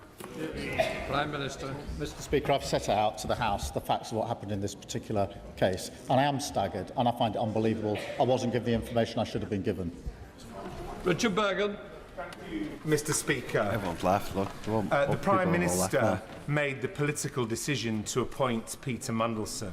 But central to that decision, along with other policy and political position decisions, would have been the Prime Minister's former Chief of Staff, Morgan McSweeney. So can the Prime Minister confirm to the House whether Morgan McSweeney passed all his security vetting, and confirm whether or not Morgan McSweeney ever handled documents for which he had anything other than the appropriate level of clearance? Prime Minister. All the appropriate necessary developed vetting has taken place in number 10, and everybody has passed that. Everyone passed it. Paul Francois. Thank you, Mr. Speaker. If, as we've been assured, there was no law that prevented the Permanent Under-Secretary telling the Prime Minister the outcome of Mandelson's developed vetting, then presumably by the same token, there was no law that prevented the Prime Minister from asking. So can he be very clear with the House on one point? Did he, as Prime Minister, ever ask the question, did Mandelson fail his vetting? And if he did ask that question, who did he ask that question of, and when did he ask it? Prime Minister. Peter Mandelson was given developed vetting clearance. That was the clear position. He was given clearance. That's the facts as I've set them out. Clive Efford. The Prime Minister has always behaved with the utmost integrity and honour when he's been dealing with this House, and he is an eminent lawyer who understands the consequences of deliberately coming here to mislead Parliament. On top of that, he also understands the likelihood of a paper trail unravelling such a deception. So it's inconceivable that he would intentionally mislead this House. But does he agree with me that all of the documents relevant to this matter must be made public in accordance with the humble address that was passed on the 4th of February, and that no ministers or officials should engage in trying to prevent any of those documents being made public? Yes, we will comply with the humble address in full. That is the process that's going on. Mr. McVeigh. Thank you, Mr. Speaker. The Prime Minister said today, I know many members across this House will find these facts to be incredible. Oh, God. He's right. We do. The entire along with his city of lack Liverpool of is just curiosity cringing. and his inability to take on board warnings about his good friend Peter Mandelson. because the Prime Minister was given a due diligence document by the Cabinet Office, which told him several reasons why Peter Mandelson should not be appointed. Fired twice from government, business dealings in Russia and China, and the fact that he'd maintained a relationship with Epstein after his imprisonment for paedophilia. The Prime Minister knew this, but appointed him anyway. Why, Prime Minister? Why? Prime Minister. Peter Mandelson was asked various questions on the back of the due diligence exercise, and he didn't tell the truth in those answers. But look, the decision to appoint him was an error. It was my error, and I've apologised for it. Sir Russell. Thank you, Mr. Speaker. It is accepted by many on these benches that the Prime Minister did not know the outcome of the vetting. But the Cabinet Secretary came on Tuesday, and she had clearly spent a month researching whether or not she could provide the advice that she did. So she clearly thought very carefully about the information that she brought. When the Prime Minister then launched an investigation, rather than coming straight to the House with the information that she had provided, was that because the information was insufficient to present to the House? And if so, when was he planning to come to the House? Prime Minister. Yeah, it was insufficient because all it told me was that the recommendation of UKSV was to deny clearance. What it didn't tell me was who then provided the clearance, why did they do it, and who knew. And they were questions that the House obviously would want to raise with me, and that's why I urgently asked for those facts to be established so I could come to the House today and provide the full account that I have provided to the House. Callum Miller. Ballot vetting should be carried out before someone has, and I quote, frequent and uncontrolled access to top-secret material or any access to top-secret or coded, otherwise known as strapped material. The Prime Minister has promised full transparency, so I ask him three questions. Did Peter Mandelson have access to any top-secret or strapped material before his DV clearance on the 29th of January? Did Peter Mandelson have any restrictions placed on his access to top-secret or strapped material during his time in Washington? And if so, has the Prime Minister assured himself that Mandelson did not leak any of this material, just as he had leaked commercially confidential material to Jeffrey Epstein under Gordon Brown? I do not understand that he had access to strapped material before he took up his post as ambassador. He did have access after he took up his post, and that's why I have ordered a review of any security concerns that may arise. Justin Maddox. Mr. Speaker, I think we all find it staggering, don't we, that someone can fail their security vetting and still be appointed to such a sensitive and critical role. It's even more staggering as we've heard that the Prime Minister wasn't informed of that failure. Now, I agree with what the Prime Minister said. He didn't need to know the details, but he did need to know that he'd failed the security vetting. And it's in terms of the detail that I want to ask the Prime Minister this. If people didn't know what the concerns were on security for Peter Mandelson, how could any minister, how could any official, how could any other state deal with him on sensitive security issues? I understand the Prime Minister's doing an inquiry into that, but it's very important that Parliament has oversight of that issue, because I'm very concerned there's been another failure there to manage our security interests. Prime Minister, I thank him. In a case such as this, in relation to such a sensitive post, I don't think it's right that somebody should be appointed at all if the UKSV are recommending that clearance is not given. So that would be my position on this. Sir John Hayes. Thank you, Mr. Speaker. When I was privileged to serve as Security Minister, the Prime Minister was my shadow, and dealing with matters of the most significant national security, he was straightforward with me, as I was with him. So I hope he'll answer this straightforward question. The humble address makes clear that the ISC will see any material related to national security or international relations. In the course of our work, we've clearly liaised with the Cabinet Office. When did the Cabinet Office know about this failure in vetting? Who knew? And why didn't they bring that material to the ISC when they found it? For we hadn't received it when he found out that this vetting had failed, and yet others must have known that it had failed. Prime Minister. Would you just excuse me? The situation was that as part of the work that was being done on the humble address, this information came to light. Senior officials immediately took legal advice on whether it could be disclosed. Having got that legal advice, they immediately disclosed it to me. I think that was the proper process.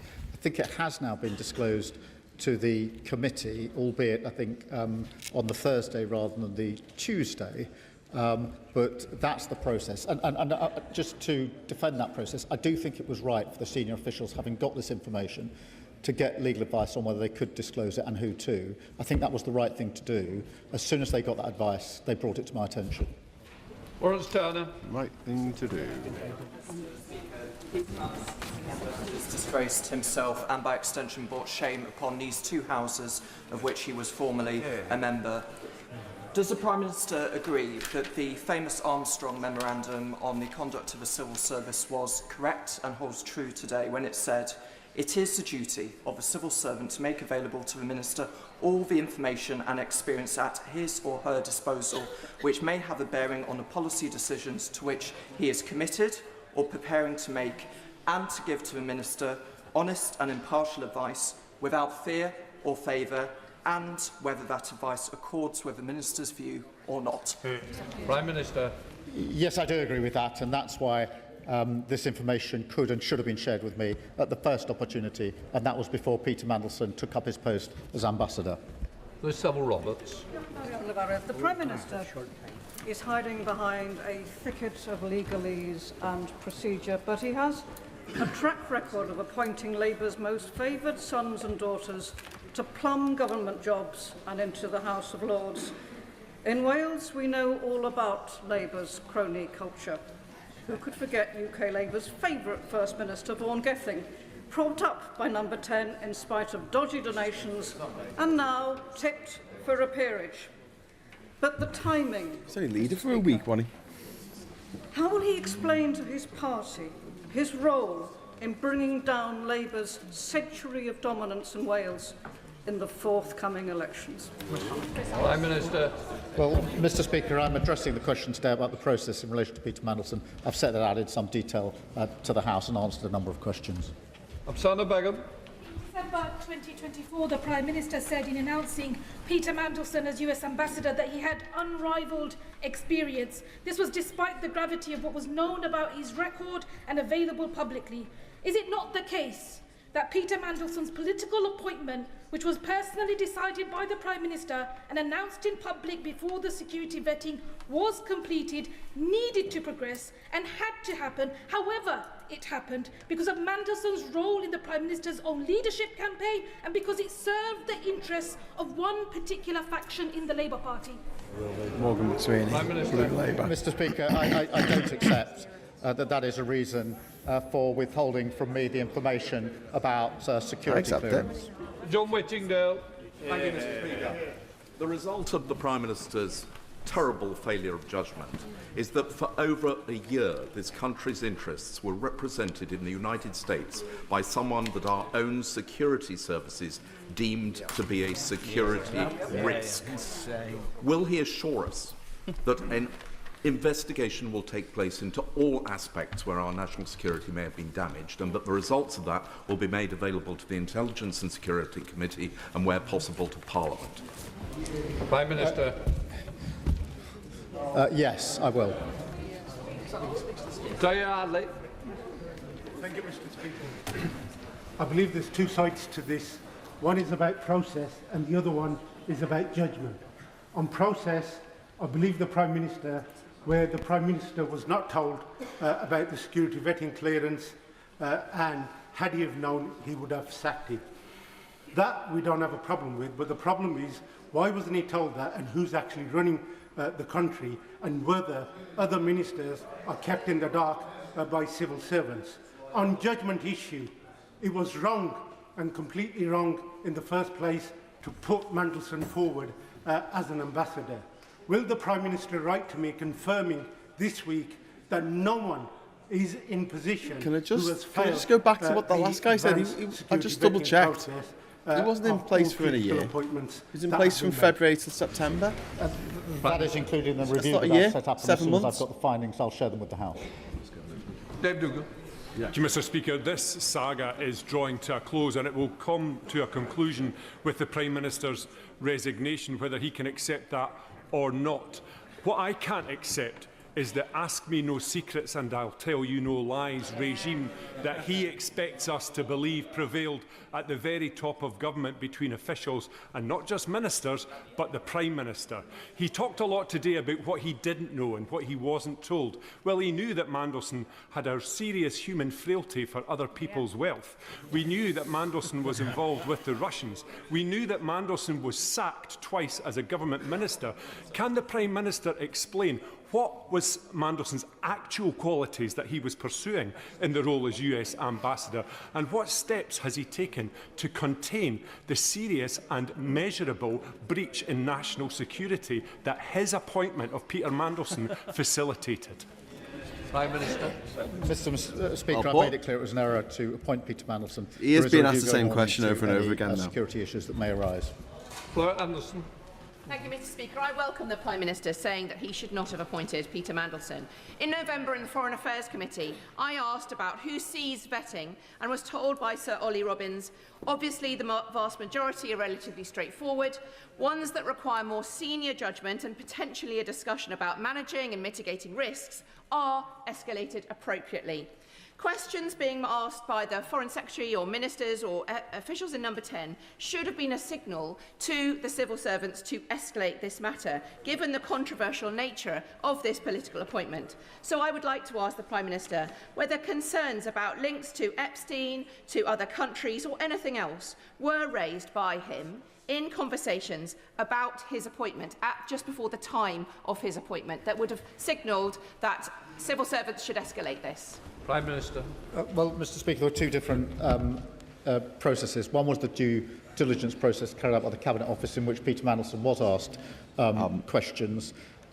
Separately, there was the developed vetting process, in which the recommendation of UKSV was not shared with me until... Okay, he's just blathering on.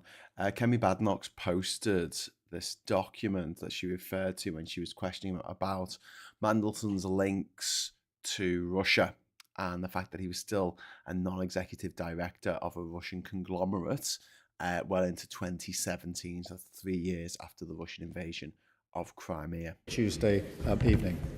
Harriet Baldwin. It seems to me that there are two different ways in which a minister can inadvertently mislead this House. One is by the things that they say, but one is by the things that they don't say. And that is why I'm particularly interested in the letter that my right honourable friend, the member for Goole and Pocklington, raised, the one from Lord Case, because that seems to have been written to the Prime Minister in November 2024, advising that a political appointment to an ambassadorial role ought to be preceded by full security vetting when it was, before it was announced. Now, it was announced by the Prime Minister in December 2024. Did he write on his decision there that he wanted it to be subject to him passing the full security vetting? What did he write on his box note? Prime Minister. Mr. Speaker, I understood it to be subject to developed vetting, but it was because of the process that in September 25 I asked Chris Wormold to do a review for me of the process, and he did that by reference back to the Simon Case letter. Thank you, Mr. Speaker. I'm sure the Prime Minister is aware More of the people walking damage out. that this saga has done to public trust in politics and in politicians.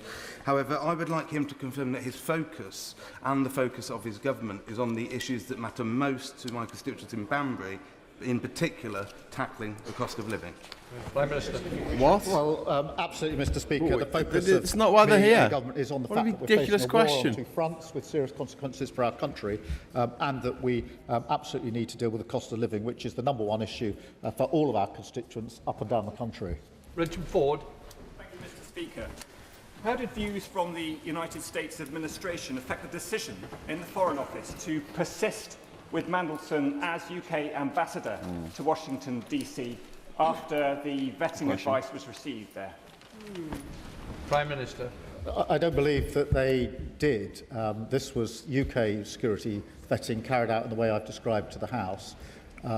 The issue is that the recommendation was not shared with me. That was a matter here in the United Kingdom. Periel Clark. Thank you, Mr. Speaker. Can I thank the Prime Minister for his statement? Could the Prime Minister provide the House with an update on the proposed legislation to remove peerage from disgraced peers like Peter Mandelson, who has fallen so far below what is expected of those serving in the House of Lords? Prime Minister. Yes, I've made a commitment in relation to that legislation and work is progressing on it. Dame Caroline Downage. Thank you very much, Mr. Speaker. At the risk of stating the obvious, the Prime Minister has based his defence today and over this whole Surrey saga around his claim that he wasn't told. He wasn't told that Mandelson failed security vetting. In fact, he said 11 times in his statement that he wasn't told. I'm just wondering how many times and on which specific dates did he himself directly ask for that information? Prime Minister. Mr. Speaker, it's not a claim I wasn't told, and I don't think anybody is disputing that. She went to Wickham High School. The clearance was given on the 29th of January 2025. That information was not provided to me. In September, I did ask specifically about the process. I did ask about the process.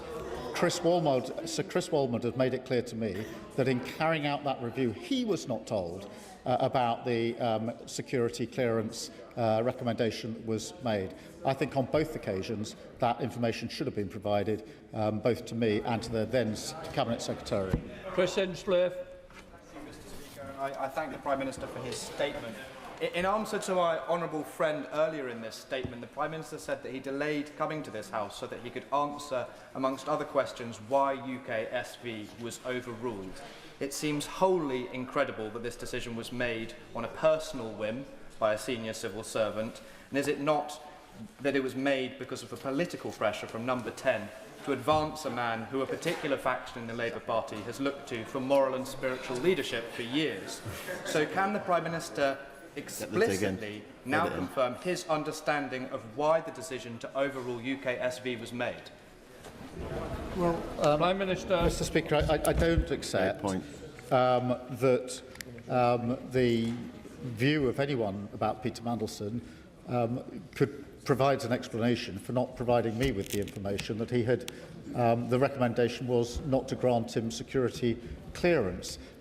We're talking about a very serious issue on a very sensitive case. I clearly should have been given that information, whatever the pressures that are always there in government every day. Robert General. Oh, God, here we go. Brief that he's furious, angry Starmer. But why is it that he only ever seems to get angry when he's trying to save his own skin?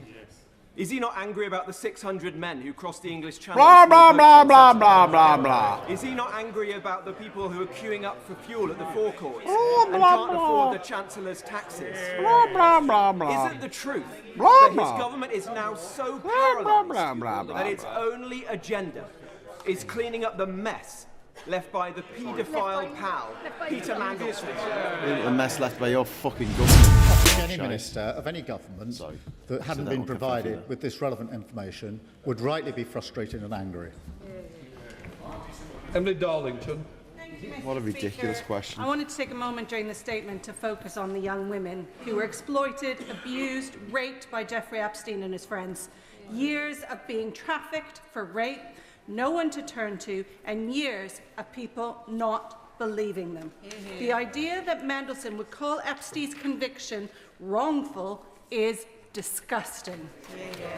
And I cannot imagine how it felt for the survivors to hear that. The PM was right to sack him, so can I ask the Prime Minister to take the opportunity again to say to those young women that this House believes them and this government stands by them, and is he confident that no person with financial or personal links with sex traffickers would receive DV in the future? Can I thank her? And she's right to focus on the victims in this, and that's why I started this statement by making it clear that this was a judgment error on my part, and the apology I have made is to the victims, because I know the impact that this will have had on them, who have already suffered so very much. Katie Lamb. My right honourable friend, the Leader of the Opposition, asked this question, but I don't believe received a response. Was the Prime Minister aware that Peter Mandelson was a director of Systema before he was appointed? Prime Minister. Mr. Speaker, I acted on the information that was provided to me in the due diligence process. The information that was dealt with in the security vetting process has not been made available to me, nor can that detail be made available to me. It's the recommendation that should have been made available to me. Arthur Brash. Mr. Speaker, one of the things that I find most difficult to understand in this process is that when this scandal erupted in September of last year, and before the Prime Minister came to this place and elsewhere to make statements about it, statements that he must have known would have involved talking about the vetting, why he simply didn't order officials to share the vetting with them. Why didn't he, and does he regret not doing it? Well, I did ask Sir Chris Wilmot to carry out a review. I worked on the basis that all the relevant information would be shared with him. It was only last week that I found out from Sir Chris that he himself had not been provided with information that he should have been provided for when he was carrying out the review on my behalf. Jeremy Corbyn. Thank you, Mr. Speaker. Can I take the Prime Minister back to the question asked by the member for Hackney North and Stoke Newington some while ago, when she asked a quite simple question: why the Prime Minister didn't ask any questions whatsoever about the nature of the security clearing that Mandelson had achieved, or why there was any doubt about him, or was he so obsessed with his determination to appoint this tainted figure to be the ambassador to Washington, he just wanted to ignore the rest and the officials just went along with it? Why didn't he ask the simple, straight question? Mr. Speaker, Peter Mandelson was given security clearance, and that was clear to everyone, including myself. What I didn't read, he was given clearance. He was cleared. He wouldn't have started the role if he hadn't been given clearance.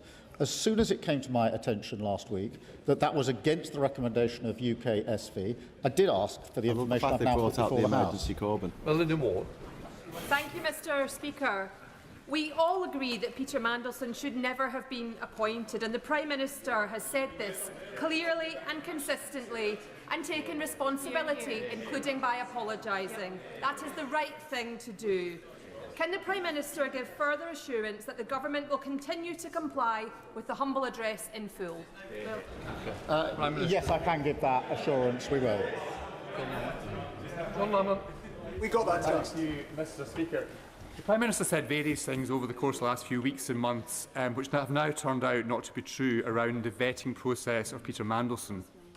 Does the Prime Minister accept he inadvertently misled the House of Commons? Yeah. Prime Minister. No, I did not mislead the House of Commons. I accept that information that I should have had, and information that the House should have been before the House, but I did not mislead the House, and that's why I've set out the account in full. Anybody else? Jacob Collier. Thank you, Mr. Speaker. The Bloomberg files, which caused the Prime Minister to sack Peter Mandelson, revealed that Mandelson had been leaking confidential government information to a convicted paedophile during Gordon Brown's government. In his role as ambassador to Washington, there will have been access to highly sensitive and top-secret documents. So knowing that this was his previous behaviour, is there any investigation by the government or security services into potential leaks during Mandelson's tenure as ambassador? That's why I've asked for a review to be carried out in relation to the material that could have caused any issues in relation to national security. Luke Taylor. Thank you, Mr. Speaker. On the 12th of September, it was revealed in the Independent newspaper that Mandelson did not pass vetting by MI6 and therefore by UK SV. On the 16th of September, in this chamber, my honourable friend, the member for Tiverton and Minehead, made the same claim in the presence of the Minister, the Right Honourable Member for Cardiff South and Penarth. On hearing this information, did the Minister or the Prime Minister feel the need to ask if the specific claim there was true? And in the response that was given, that DV clearance was granted by the FCDO, as a KC, how did he not see the clear difference between the question that was asked and the answer that was given? And does he not agree with me that, in his own words, his explanation beggars belief? Prime Minister. Mr. Speaker, at various points, questions were asked and questions were therefore put to FCDO. The answer back was the same because they took the view that was not information they could share with anyone, including myself. Dr. Ollisonga. Thank you, Mr. Speaker. Early today, NBC released an interview with hospice worker Rachel Benavides, who was 22 years old when she became one of the victims of Jeffrey Epstein's abuse. For 27 years, she's been waiting for the crimes committed against her to be recognised. And she told NBC, and I quote, until we are heard, until survivors are heard and believed, and I don't think there's going to be any justice. Does the Prime Minister agree that we owe it to the hundreds of victims like Rachel to put them first in the debate, and that he was absolutely right to sack someone like Peter Mandelson who refused to believe those victims? And if he did not care. Well, I do. It's almost as though I knew what she was going to say then, because it's been leaked. Yep, the questions that the the Labour MPs have been asking. Some of them have been leaked. Has been on his feet now for nearly 2 hours. They know what the. So can I put it to him that the most charitable explanation that can be put forward? She read it out almost word for word as well. Saga is that it has been a bad, probably terminal case of the three wise monkeys. See no evil, hear no evil, speak no evil. Yes. Prime Minister. Mr. Speaker, I wouldn't call them set wise. out the procedure in some detail. Information should have been provided because I've got to me. the questions. I've been given a leak of the questions that the Tory Labour MPs are asking. Peter Mandelson to proceed And in the way that was one of them. She read it out word for word. That's come from the Prime Minister's office. Here's a question to ask. That vital information on UKSB recommendations can be withheld from ministers taking decisions. Can the Prime Minister assure the House that in the review he is commissioning, that we examine whether any other instances in which UKSB recommendations against granting DV status, whether there are any other instances of that over not just the period of this government, but the last 14 years, because they have potential to have very serious security implications. Well, I do think that needs to be subject to the. No, I'm not psychic. I've got a copy of it, which I'm not supposed to have. It's supposed to be for registered members only of the PLP, Parliamentary Labour Party. Speaker, it must be clear to the Prime Minister that many of us There's in a this lot of House are disgruntled totally Labour scunnered with this MPs whole at the mess. moment. But believe me, that's nothing compared to what I'm being told in the doors in Scotland by voters who feel that they expected and were right to expect more from this government after what they were promised. We've focused on process today, but the Prime Minister wouldn't have had to come here, wouldn't have had to stand at the dispatch box, answer all these questions if he had not made the decision which he accepts was wrong, to appoint Peter Mandelson. That's the root of this whole thing. So having accepted responsibility, what does the Prime Minister think the consequence should be for that, and how do we restore faith? Can I just help the Prime Minister and help everyone in the room? There's a lot still trying to catch my eye with a lot now. Please help each other. Let's speed up the questions. Prime Minister.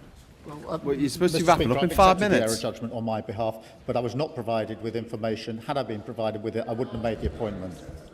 Kim Johnson. Thank you, Mr. Speaker. This morning, the Scottish Minister said that to deal with an unconventional US administration, we needed an unconventional ambassador. So, Prime Minister, does unconventional now mean appointing a man to a senior position when we know his lies, his corruption and some Labour MPs are not reading from the script.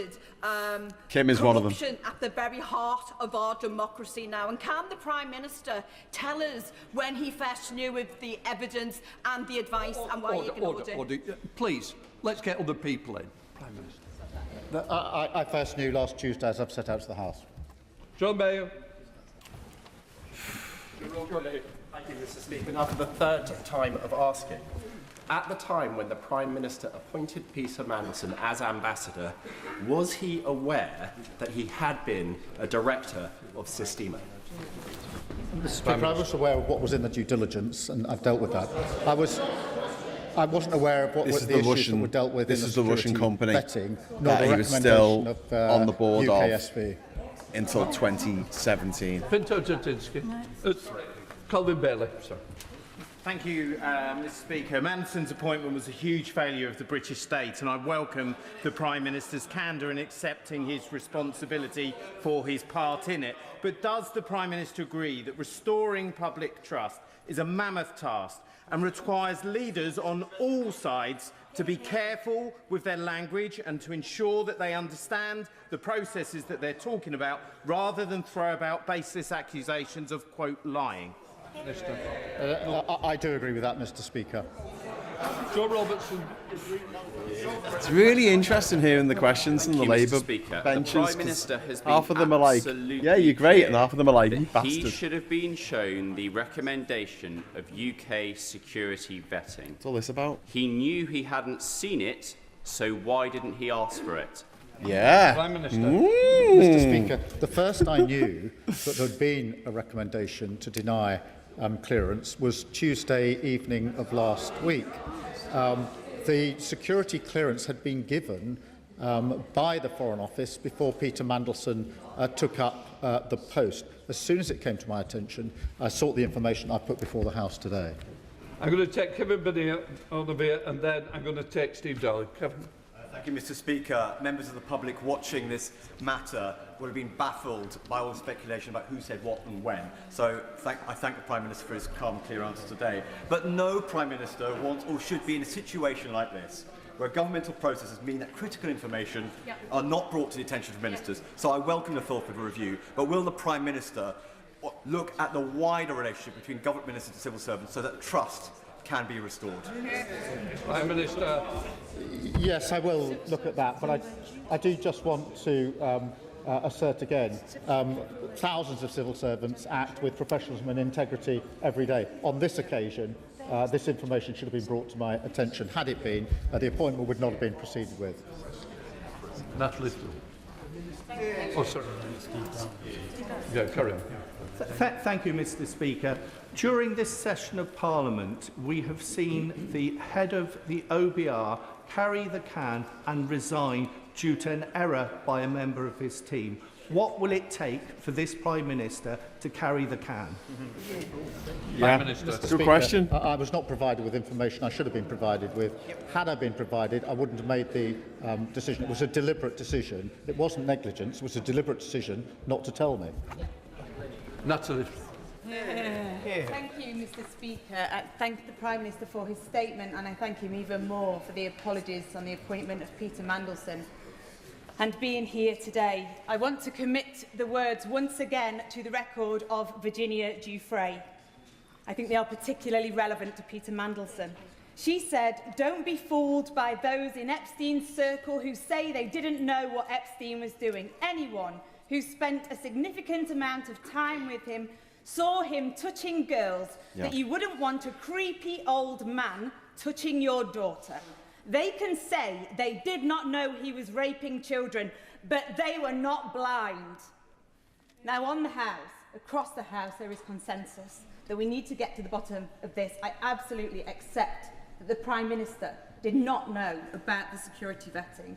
But can the Prime Minister please update the House on when we can have the next tranche of documents from the humble address, so that we can get to the bottom of who did know what and when? Prime Minister.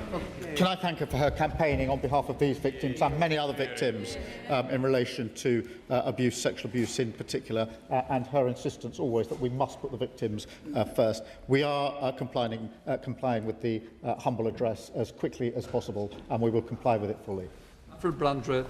Thank you, Mr Speaker. In the Foreign Affairs Committee meeting back in November last year, I asked Sir Olly Robbins whether the Foreign Office had a different view about who should be recommended for the posting of ambassador.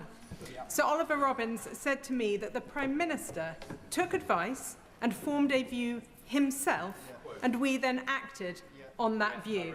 Isn't it the case that the Prime Minister was repeatedly warned before the appointment that Peter Mandelson carried reputational and political risk, including that due diligence was not exhaustive and that vetting was not yet complete? and yet he chose to proceed regardless, announcing the appointment, overriding civil service advice and putting our national security at risk. Prime Minister. Mr. Speaker, I simply don't accept that there's any good reason why I couldn't have been provided with the information that was withheld from me. Had it been provided to me, I wouldn't have proceeded with the appointment. Alison Taylor. Thank you, Mr. Speaker. Can I thank the Prime Minister for such a clear and comprehensive statement? I'm sure the whole House is grateful to him for doing so.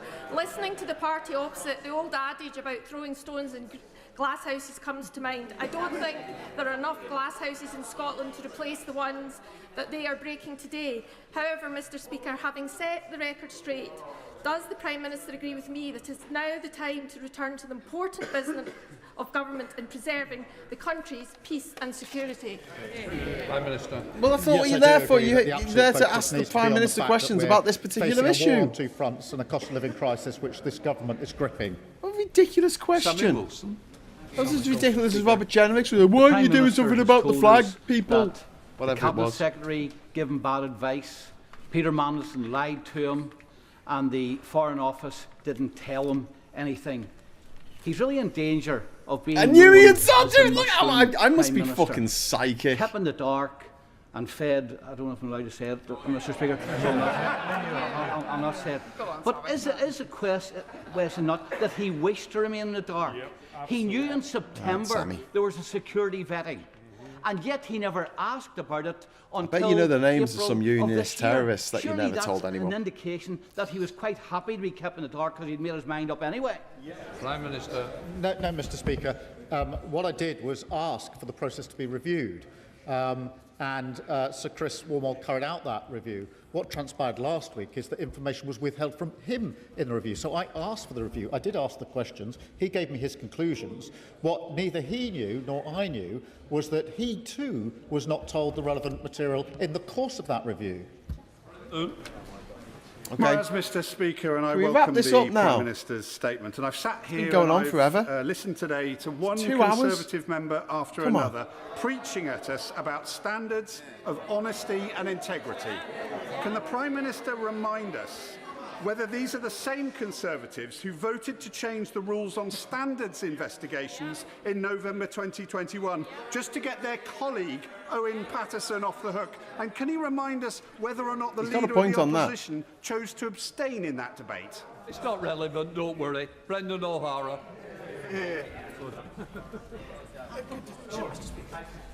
Most reasonable people have concluded that if the Prime Minister knew and he inadvertently misled Parliament, then he should resign. If he didn't know, then he's running an incompetent, shambolic government and really should resign. And if he was lied to yet again, then he's simply too gullible and lacking in basic curiosity to serve as Prime Minister. Is the Prime Minister so detached from reality that he's the only person who cannot see that?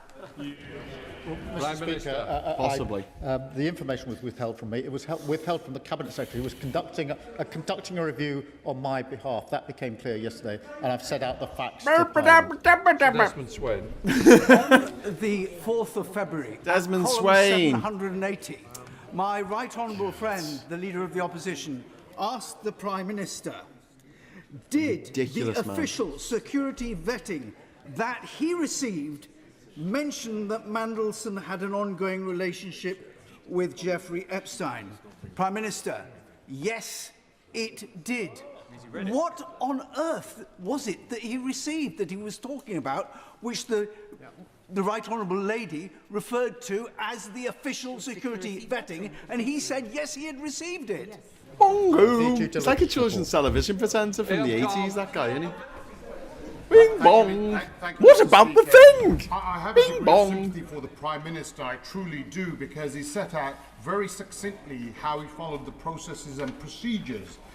But as a member of the bar, we are taught at a very embryonic stage in our profession that if you take on a client and there's something suspicious, then you contact the ethics line. As a member of the bar and King's Counsel, that would have been a trait that he was all too familiar with. Yep. So can the Prime Minister answer the basic question for the Swain's the Victorian from Mentor Ghost. Peter Mandelson granted developed vetting clearance by the Foreign Office before he took up post. It was only last Tuesday that I found out that that was against the recommendation of UK SV. Joe Morrissey. The Times reported last week that you repeatedly sought assurances This charming from the SCO man. that Peter Mandelson had passed security vetting. Is this correct? And when did you seek these assurances? Is Joe Morrissey American? Speaker, he got DV clearance before he took up his post as ambassador. That clearance was given by the Foreign Office. I found out that was against the recommendation on Tuesday evening of last week. Helen Maguire. Speaker, I have two brief questions. Was the decision not to give Mandelson DV the view of the head of security in FCDO or only that of Olly Robbins? And secondly, what information did the Prime Minister know after sacking Peter Mandelson that made him change the appointment process so that, I quote, now an appointment cannot be announced until after security vetting is passed? It seems odd to me that this decision was made if the Prime Minister didn't know that Peter Mandelson had failed the vetting process. So what key information did the Prime Minister know then that made him review the appointment process? Well, the decision to grant clearance was made by the FCDO. In September, it became clear to me the answers to the due diligence that Peter Mandelson had given were not truthful, and that's why I set in place the various reviews that I did, and also changed the approach in relation to when developed vetting checks are carried out. Dave Mandel. Thank you, Mr. Speaker. Is the Prime Minister really saying that in the appointment of Peter Mandelson, he didn't himself consider that there might be issues with his vetting process, given his track record? And isn't it even more incredible that he then didn't query whether there had been any issues with that vetting process? Yeah, bit incredible, guys. Bit incredible, yeah. Clearance before he took up his post as the ambassador, and that was a decision that was taken by FCDO. Zara Sultan. Speaker, in September, the Prime Minister stood at this dispatch box and told the House he had full confidence in Peter Mandelson, a man whose relationship with convicted paedophile Jeffrey Epstein was public knowledge. The Prime Minister knew and backed him anyway.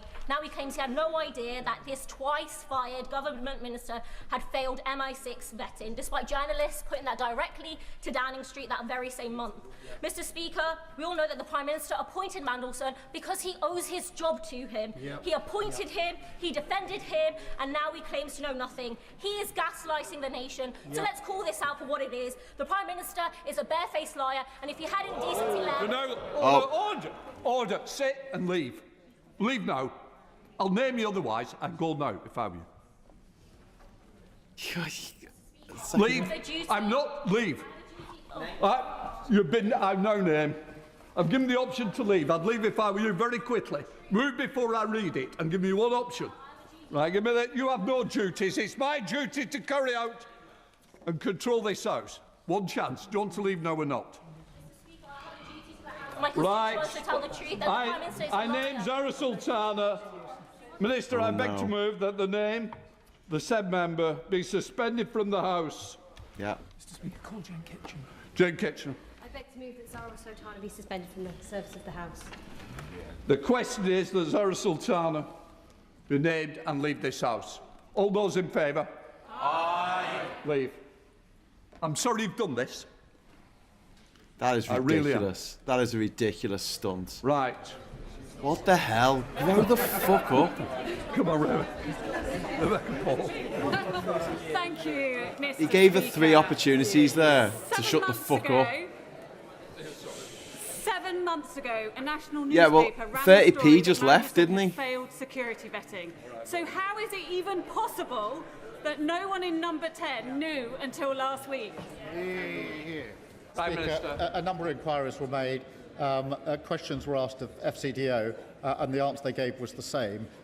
They did not disclose to me or anyone in number 10 that UK SV had recommended against clearance.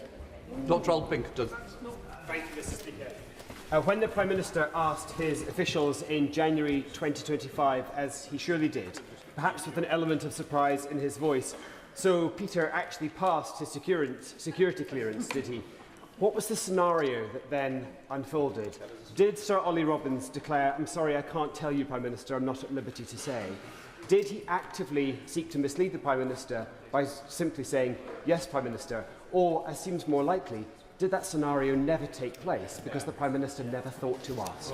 Mr. Speaker, what happened in January was that developed vetting clearance was given by the Foreign Office. That was the simple fact of the matter. It was only last week I found out the further circumstance. Just quickly, sorry, I'm just turning the sound off for that.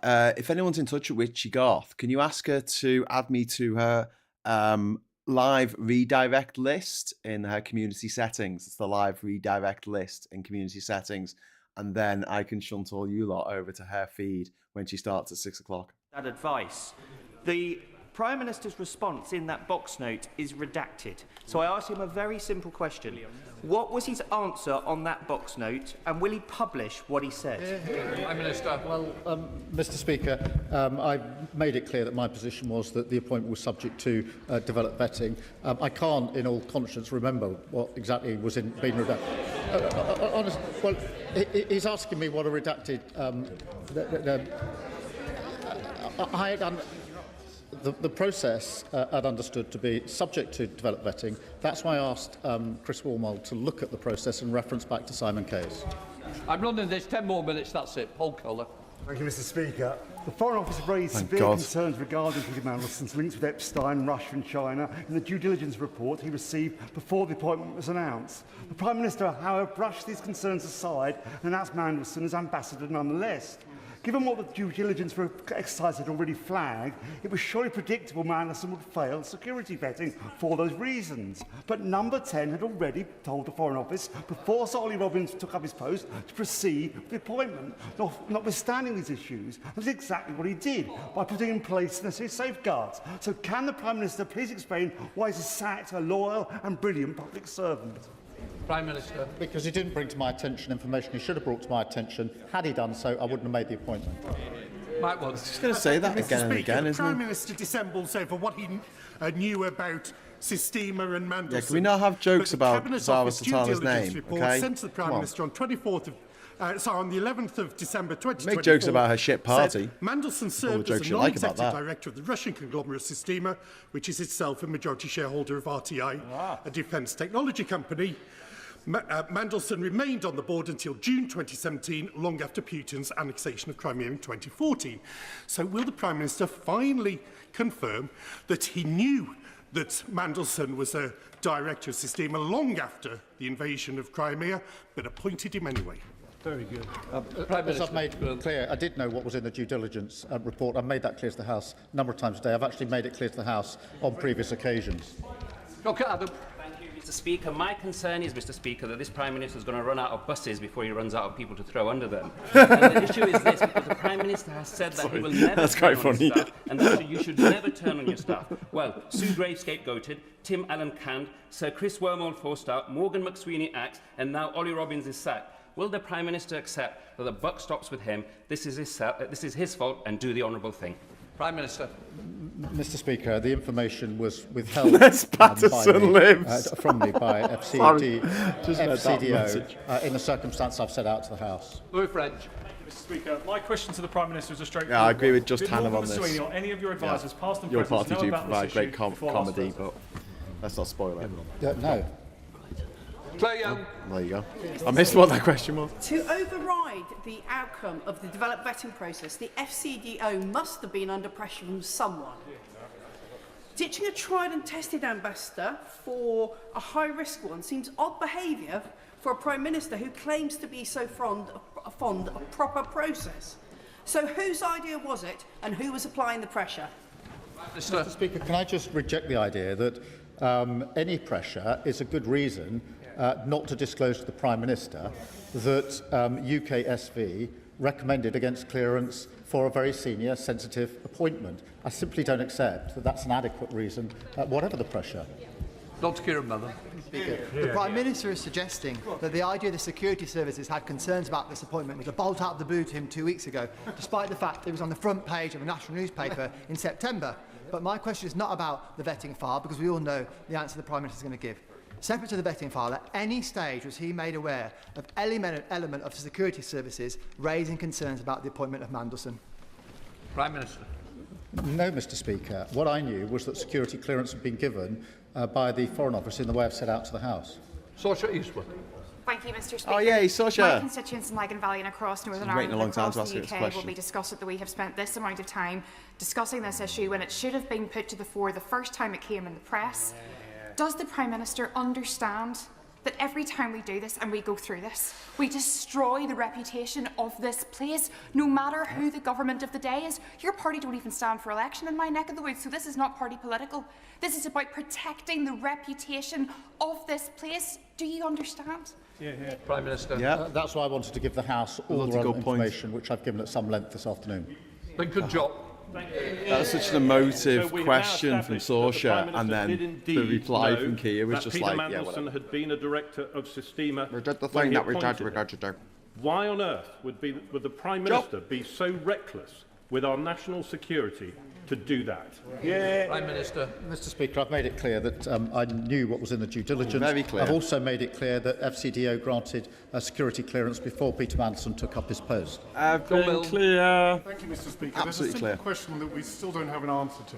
Did Peter Mandelson fail his vetting procedure because of his relationship with Jeffrey Epstein, or was it some other reason as yet undisclosed? Lincoln Job went to private school. The surprise of literally information nobody. was fed into the my private school review, mafia list. and the reasons for the review is protected. We've got a link because in yet. Otherwise, the integrity. A lot This of is not a Jameses. Peter Mandelson issue; it's the integrity of the process. What I don't accept is that means I can't be told the recommendation that comes out of it. Rebecca Smith. Thank you, Mr Speaker. I wonder if the Prime Minister knew No, the Lincoln difference Job is between already the in due there. diligence information from the Cabinet Office and the Strange security keep, vetting that hadn't taken place keep up with when them. he appointed Peter Mandelson on the 18th of December. Prime Minister. I did know the difference. Pamela Pettigrew. Thank you, Mr. Speaker. After years of sleaze and scandal under the previous government, the Prime Minister promised integrity and accountability. But my constituents in Stratford-on-Avon are not seeing change. They are seeing more of the same, a continuity government where warnings are ignored and standards slip. Why should anyone believe that he is still capable of delivering the change that he promised? Prime Minister. Mr Speaker, I made sure the relevant inquiries were made so I could put the full picture before the House. That is the approach that I've taken, as members have seen this afternoon. Graham Stewart. Thank you, Mr Speaker. This is a humiliating day for the Prime Minister and for the House and for the whole country. And yet, even still, Mr Speaker, the Prime Minister isn't being open with us. He's relying on some later inquiry when the Cabinet Secretary told him in writing, in the official briefing, that he must seek a vetting prior to the appointment of a political appointee.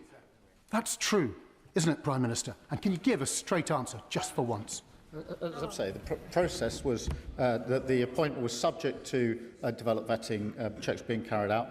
Had I been made aware of the recommendation of UKSV, I wouldn't have made the appointment. What I did after the event was ask Sir Chris Wilmot to look back at the process, which he did according to and by reference to the Simon Case letter, and he assured me the process had been carried out properly.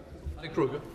Mr Speaker, if Olly Robbins could and should have provided this information to the Prime Minister at the first opportunity, as he's said today, surely the same applies to Cat Little and Antonio Romeo and the Cabinet Office officials who sat on this information for nearly a month before bringing it to the Prime Minister when The Guardian started asking questions of number 10. So surely, why does he accept that they needed legal advice to do what he is saying? Shut up, Danny Kruger. Sacked Olly Robbins for not bringing him that information immediately. Why are they still in post?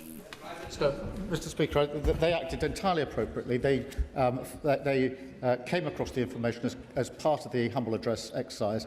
They took legal advice on who it could be disclosed to and disclosed it to me as soon as they got that legal advice. That was the right thing to do. And about subjective.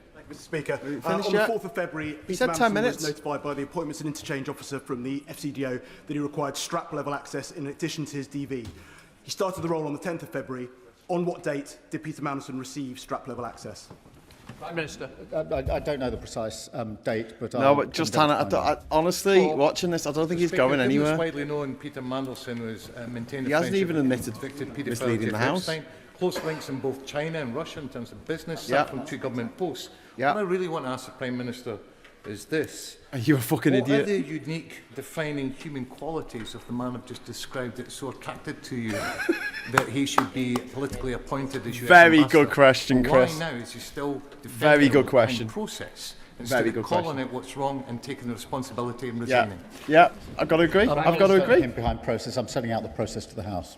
Dr. Neil Shaftesbury has. Thank you very much, Mr. Speaker. Quis custodiant ipsos custodes. The Prime Minister will know that who will guard the guards themselves. With that in mind, and holding those in power to account, can he explain why he took more than a week, or almost a week, to come to this House when the public will have been expecting answers much, much sooner? Prime Minister. Because I wanted to know who took the decision, the basis upon which they took it, and who knew about the decision, so I could set out a full Getting account ready for to the go, House, look. which is what I've done this Closing afternoon. his binder. He's done.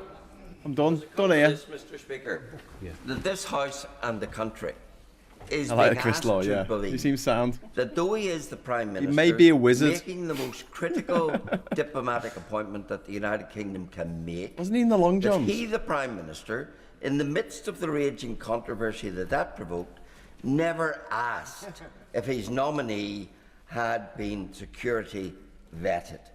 Isn't it that is staggering and incredible?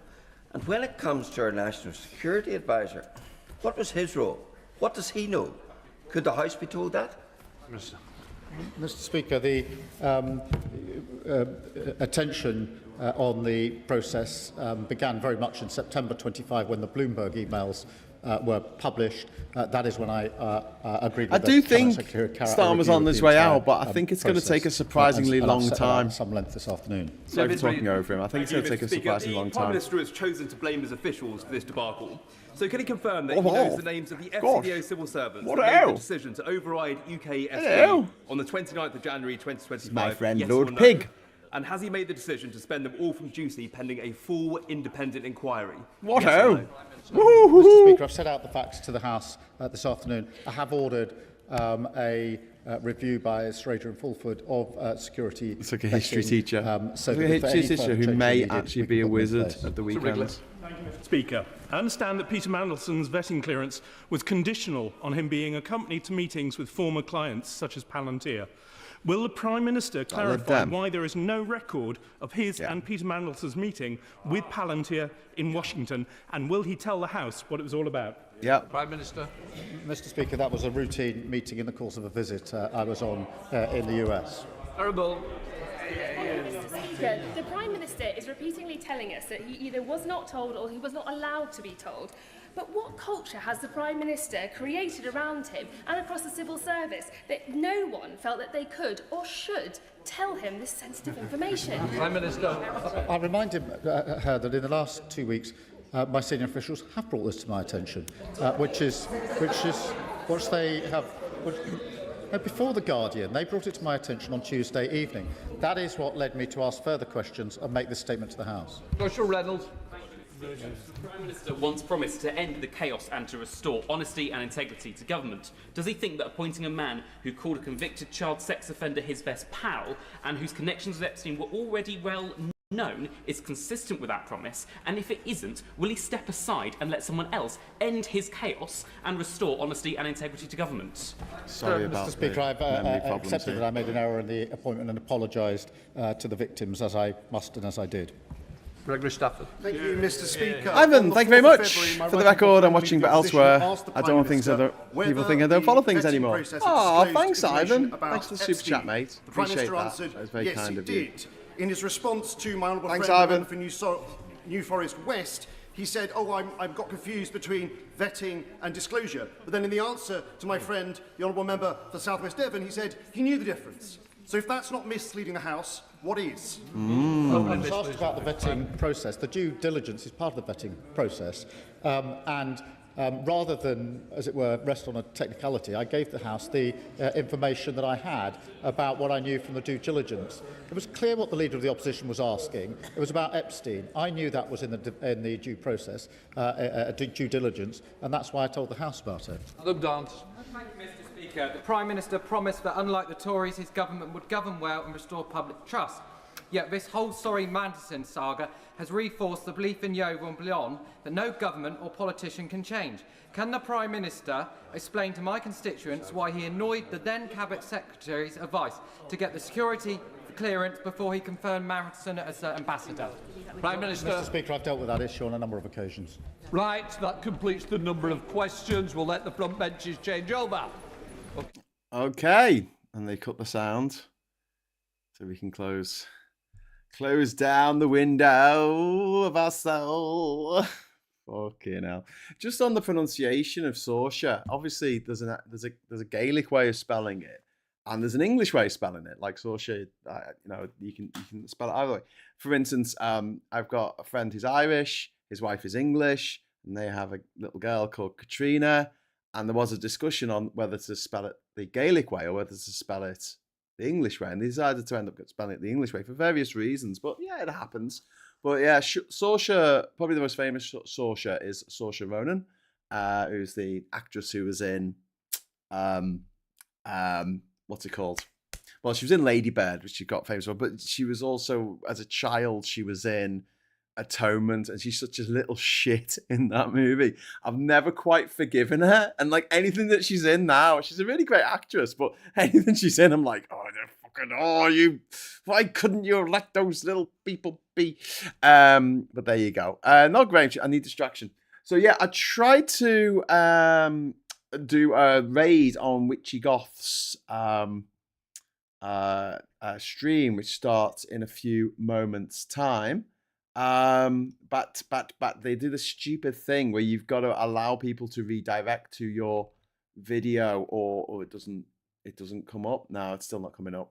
Sorry, everyone. But if you do want to go over to Witchy Goth's video, I will literally put it in the chat here. There you go, in the chat. In the chat. That's the link you need in a moment to go over to Witchy Goth's. There you go. Witchy Goth's stuff. So, Ivan, thank you very much for the super chat, which also triggered the confetti. Hang on a sec. Let me go to the shop and get some confetti for myself. 1 second. Control V. There we go. Okay, cool. That's cool. Okay. 3, 2, 1. Confetti. Thank you very much, Ivan. And everyone else who got super chatting. The last been watching this for like 2 hours and 25 minutes. Jesus wept. Thanks very much. I realised I've got to move that Guinness World Records certificate so it's not reflecting the light that's up there. Yeah, Elle, I saw that you sent a message on Witchy Goth's video.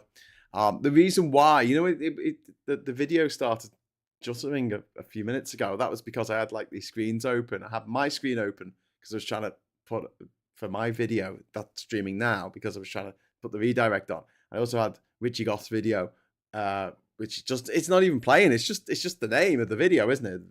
The thumbnail. And then I also had the BBC obviously on as well, and my computer's just like.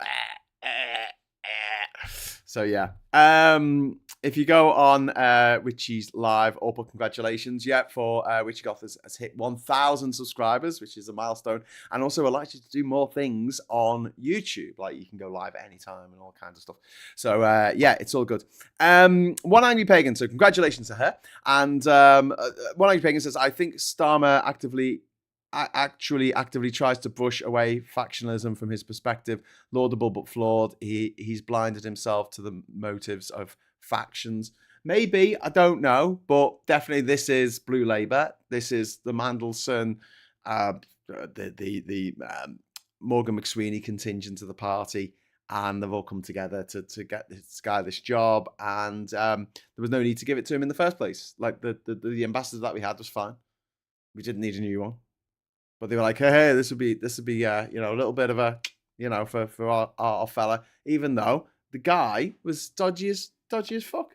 I mean, seriously. Is that 2 Guinness Book of Records you have there? I do have 2. One's for the most countries visited in 1 year without flying, which is 133, and the other one is for visiting every country in the world without flying in 4 years and 1 month.